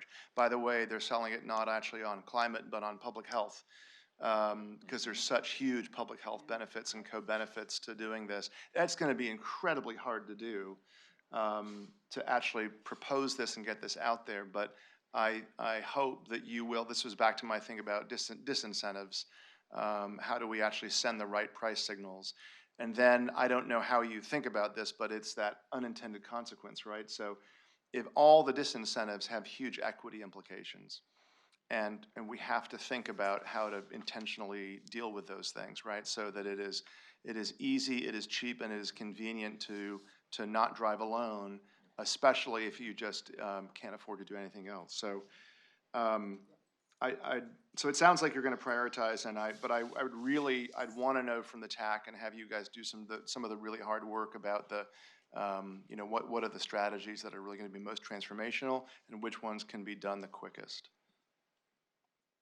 Thanks. Thanks. And by the way, I noticed in the write-up you talked about, I think, limiting it to 3 implementation tactics. And it just, we don't have to have hundreds of them, but I feel like you shouldn't necessarily have to limit yourself. That will help. Okay. Because it's such a huge area. But please don't prioritize 100 of them. Yeah, not 100, but, if you need to have 5 instead of 3. Meg. Thanks. I thought this has been a really great discussion amongst the commissioners, and I want to express my thanks for that. And I also really want to express my thanks to Casey and to Chris for your leadership of the TAC, even though that's been said before this evening. I've participated in the most recent meeting, and I'll be there on Monday, and really value the way you have been able to harness all of the many different conversations that have been going on. I do look forward to efforts to refine the third vehicle electrification piece, and obviously to move into prioritizing some of the implementation strategies, because I absolutely agree that the mechanics of how we get to the targets, whatever the targets are, need to be at least well enough scoped that we've got a sense that it can be doable. And one of the things I was reflecting on as I was listening to the conversation and looking through the list of potential implementation tactics that we will be prioritizing is I'm not sure I see in here something that, Anne, you mentioned right at the beginning of this meeting, which is the potential for us to make recommendations, not just about actions that the cities can take on their own behalf and that they can control, but recommendations for the cities to work on policy advocacy at whether the regional or the state or, heaven help us, even the federal level. And this mobility space may be a really prime one to make sure we're considering implementation actions that do move beyond the realm of the city's own abilities to act and control their own destiny and move more into very conscious policy advocacy. So I hope that can be part of the conversation as we go forward as well. Thanks. Great. Thank you. Dave, and then we'll come back. Yeah, I think part of our purpose tonight, a significant part of our purpose, is to provide feedback to the TAC on how they're progressing, and I think that they're progressing very well. I think what they're working on is moving forward very well, and some of the things we've commented on are things that you've already indicated you have the intention to continue working on. One of the things that I was thinking about as I was sitting here listening to everybody is that, when I drive down the road, I see a lot of 50 and 60-year-old cars. And those are, for a large part, people that drive classic cars because they really like classic cars. I also see a lot of 20-year-old cars. Those cars are because that's all those people can afford to drive. And I think there has to be some kind of a connect between the shared mobility and forcing people to get out of their cars. Because if you tell somebody that can't afford to buy a new car that they can't drive the old car, you have completely taken away their mobility. And if you have not provided shared mobility as a replacement for that, you end up working at a great disadvantage to an already disadvantaged community. So I think there needs to be some relationship there between the ability to provide the shared mobility and removing people from their individual transportation, because otherwise you have people that can't get to work. And that's not a good situation to have. Thank you. All right, back to you, Steve. Thank you, Madam Chair. I think that just back to the goals, and the point I was trying to make is we don't know yet what are going to be the most significant places where we could reduce carbon emissions. And until we know that, a lot of this conversation isn't going to be as useful. But I do think the overall goal, if we step back from the implementation ideas, positions us like we were for Electrify America or for some of these other major opportunities. The Mobility Center is another great example. We have a unique environment where we can bend the curve in our particular two communities, Sacramento and West Sacramento, unlike a lot of other major urban areas. If we position ourselves with aggressive, ambitious, audacious, whatever word you want to use, goals, and then put it out that this is our effort, I think we could attract significant capital, because there's a lot of interest, whether it's state, private sector, public sector, nonprofits, foundations, in seeing how we test these ideas. And if Sacramento can continue to be a laboratory for democracy in the way that we're trying to do through these conversations, I think we can bring in a lot of different opportunity, and then we can be studied, we can study it, and we can continue to show other communities how to do it. And I just don't think there's another way to hit that goal, but I don't think we should shy away from the goal. What we should do is create a value proposition for that investment to drive the conversations and to drive the change, if you excuse the word drive. Because that is the only way we're gonna do it, and other communities are afraid to try what we're talking about, and we're not gonna do it alone, but I do think that's how we position ourselves for the resources and the interest and everything else to make the change. Great, thank you. Okay. Let me ask you two, is there anything that you wanted feedback on that you didn't get? Or did you get more than enough feedback? This is very helpful, thank you. Okay. I think I know you had some covered specific everything. questions. Yes. Yeah, just one quick note I'd ask. I think we've had staff members from the city on the TAC. And first of all, I didn't say it earlier, because, but thank you for all your work as well in your presentation. I know we gave you more than enough feedback.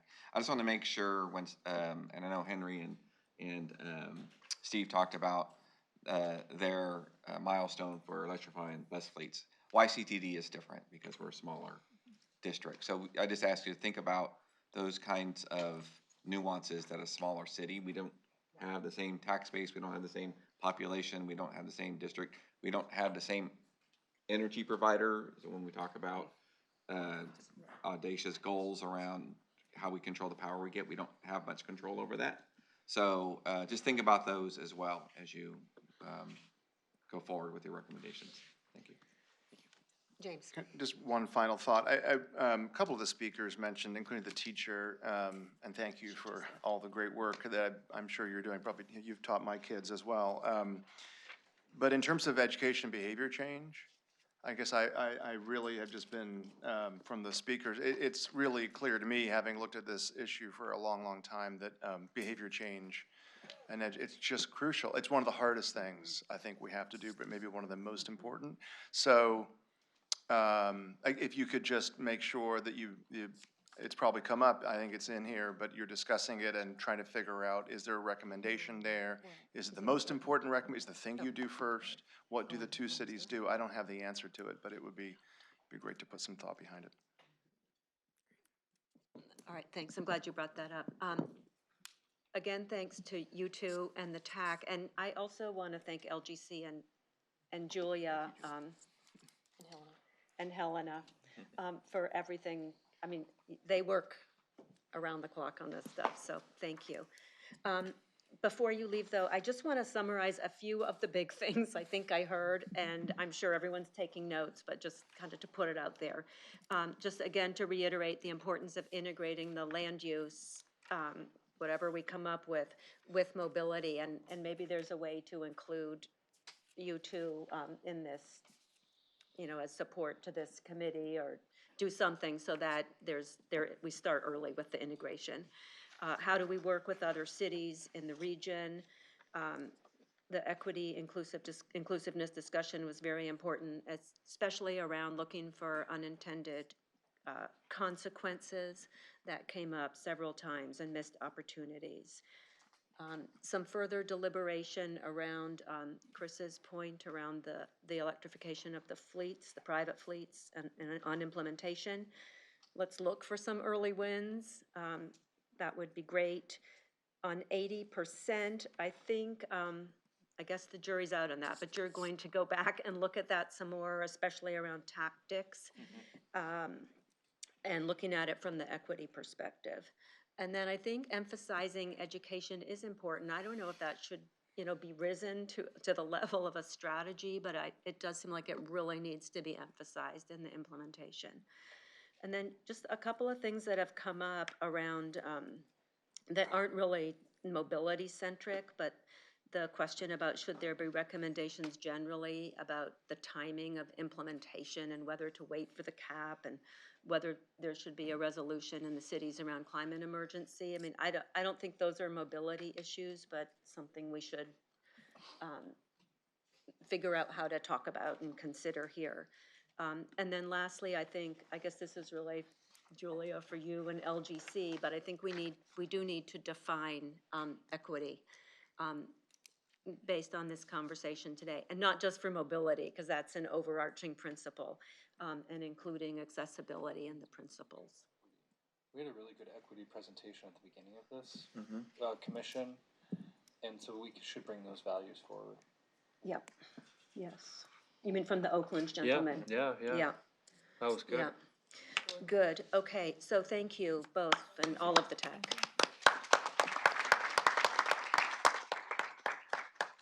And thank you, commissioners, for a great conversation. Okay. Our next item is public comment on items we didn't have on the agenda today. I think I have 7 of them. And we'll do the 1 minute again, so that we'll end on time. So the first 3 people are Rick Codina and Rosie Ramsey. Is Rosie still here? I know you need some extra time. You'll follow Rick? Does that be okay? No, you're okay. And then Colleen McNeil. Rick. Thank you, Commission. I'm Rick Codina. I was a TAC built environment representing 350 Sacramento. I wanted to address the sense of urgency, but also some early wins, as Arlen suggested. Because while we're at work here, there are many communities, particularly in Northern California, have begun significant action that is leapfrogging over our climate change work. As you know, Berkeley's recent city ordinance banning natural gas in new construction. There's up to 50 California cities that are actively developing measures to incentivize electrification. More to the point, many cities, including Oakland, San Francisco, and Fremont, have already adopted REACH codes that require all new multifamily commercial buildings be EV ready. I think this is an early win. We can do it now. We don't have to wait for the climate action plan, and later on, I think we can direct city planning staff to start developing ordinances to that effect right now. Thank you.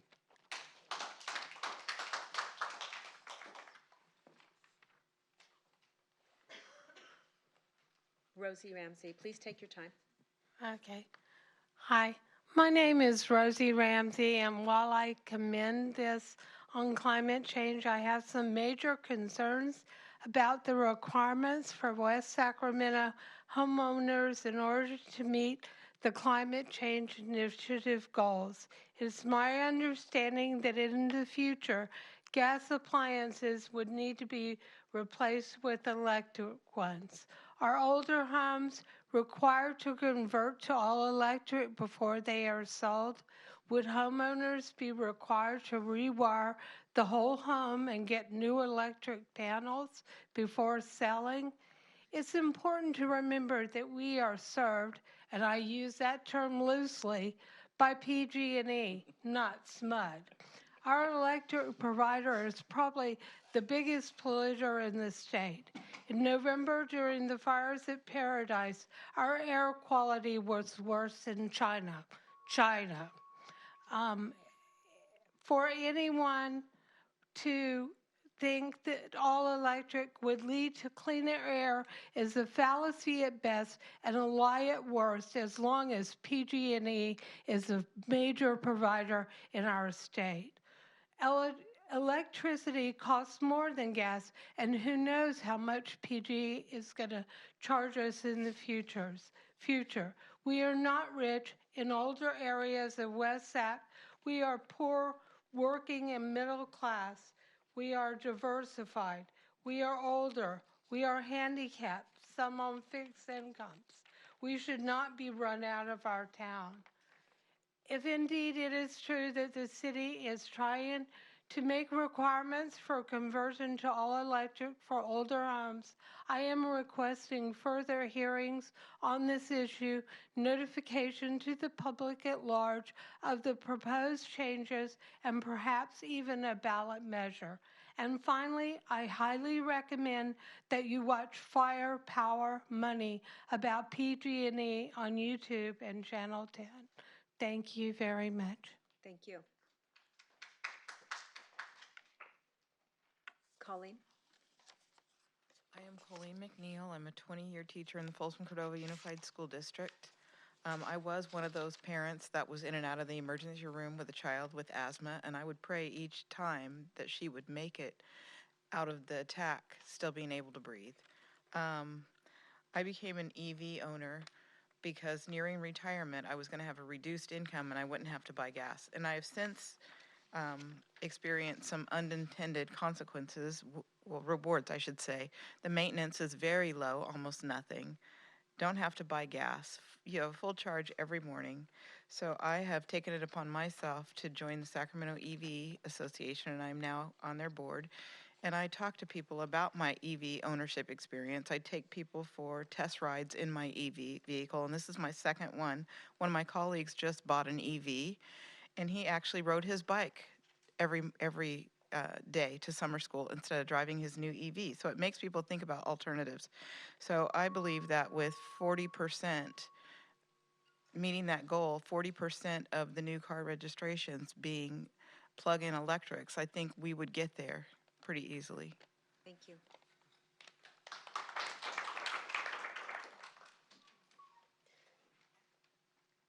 Lanka Zlatar, Anne Amato, and George Parrott.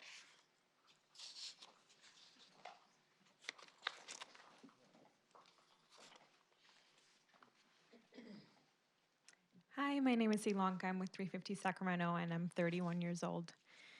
If I were to have children in the next couple of years, by the year 2050, my children would be my age.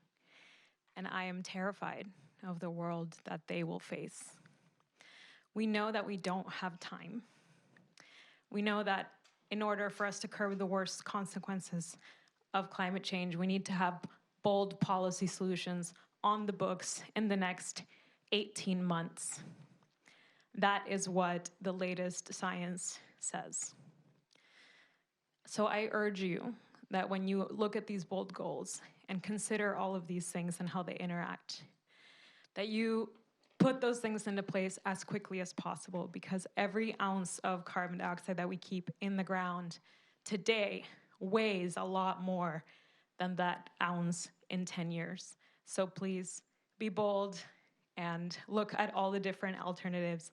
And if I could just go on for 1 second, electrification of all the fleets looks really difficult when you have this many cars. But if we really are bold and are able to expand on our mobility options, then let's really think about what does it look like in that moment when people decide whether or not they need a car at all. So thank you. Thank you.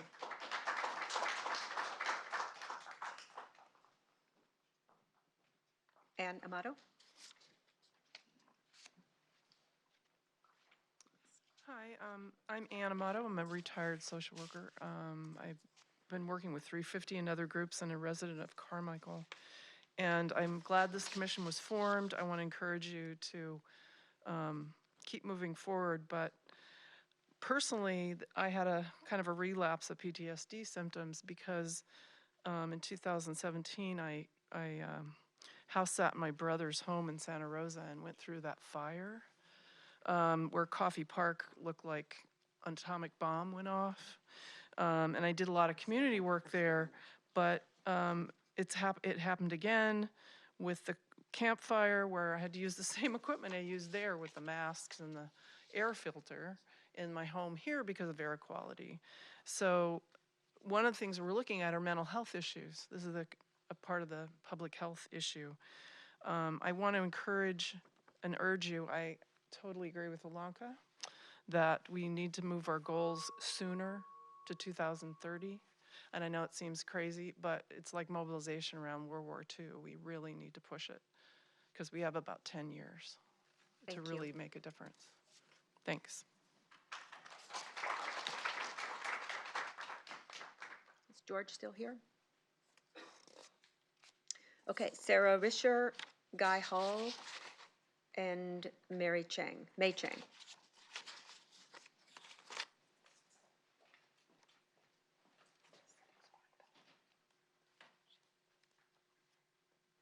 Hi, everyone. My name's Sarah Risher. I just finished my Civic Spark Fellowship administered by Local Government Commission. I have two things to say, so I might talk a little fast. So I am a West Sac native, and I've lived in the same house my entire life, aside from when I went to college in Broderick. And growing up, I felt very disconnected from the rest of the city because all of the amenities seemed to be on the Southport side. And this was really critical growing up because I was on the West Sac Dolphin swim team. And the first pool was first in the State Street area. And when I was young, my dad was able to take me to practice. But once I got older, the practice time was moved to 4 or 3. And he was at work. He was a single dad. He couldn't take off work and take me to practice. And then the pool got moved to the Southport area. And as a daughter to single dad, like I just said, there's no way he would let me take the bus across town, which touches on gender equity. And then there was no ride share then. Luckily, my coach helped me out for many years by picking me up, and if it weren't for him, I wouldn't have been able to be on the swim team. And I can't help but think of my neighbors who missed out on critical childhood activities growing up due to lack of access. So I know I'm going to go over, but the second thing that I have to say is super important because recently I was at Identities Coffee and overheard a developers meeting, and during this meeting they called Broderick the hidden gem of the region due to downtown Sacramento's recent development, and it really makes me worried for gentrification. And so I urge you to think about this and ensure that Broderick isn't gentrified in the process of enhancing these communities. Thank you.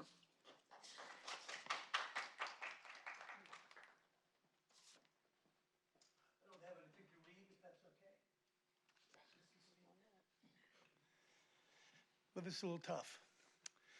Last fall, the daughter of my niece was in school, and I wanted to have you imagine your daughter being at school in the classroom when her teacher received a cell phone call in the middle of class. The call was from the teacher's parents telling her they were not going to be able to make it away from the fire, to say goodbye and to say they loved her. A couple of students went up to hug the teacher, and a couple of the students went to get the principal. But that was the last she heard from her parents. PG&E may have created the spark that started that fire, but we provided the fuel. So I want to reinforce the sense of urgency that several have mentioned here, that we need to act, and we need to act aggressively. The house is on fire. Thank you. Thank you, sir.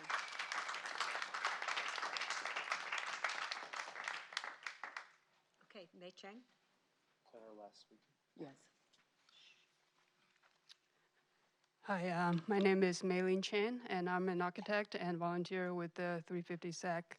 I like to expand our imaginations on the public transit and also share bike, such as jump bike. Just expand that imagination a little bit further. What if our public transit and these share mobility bikes or moped, what if they are not just don't emit anything, but they help clean the air?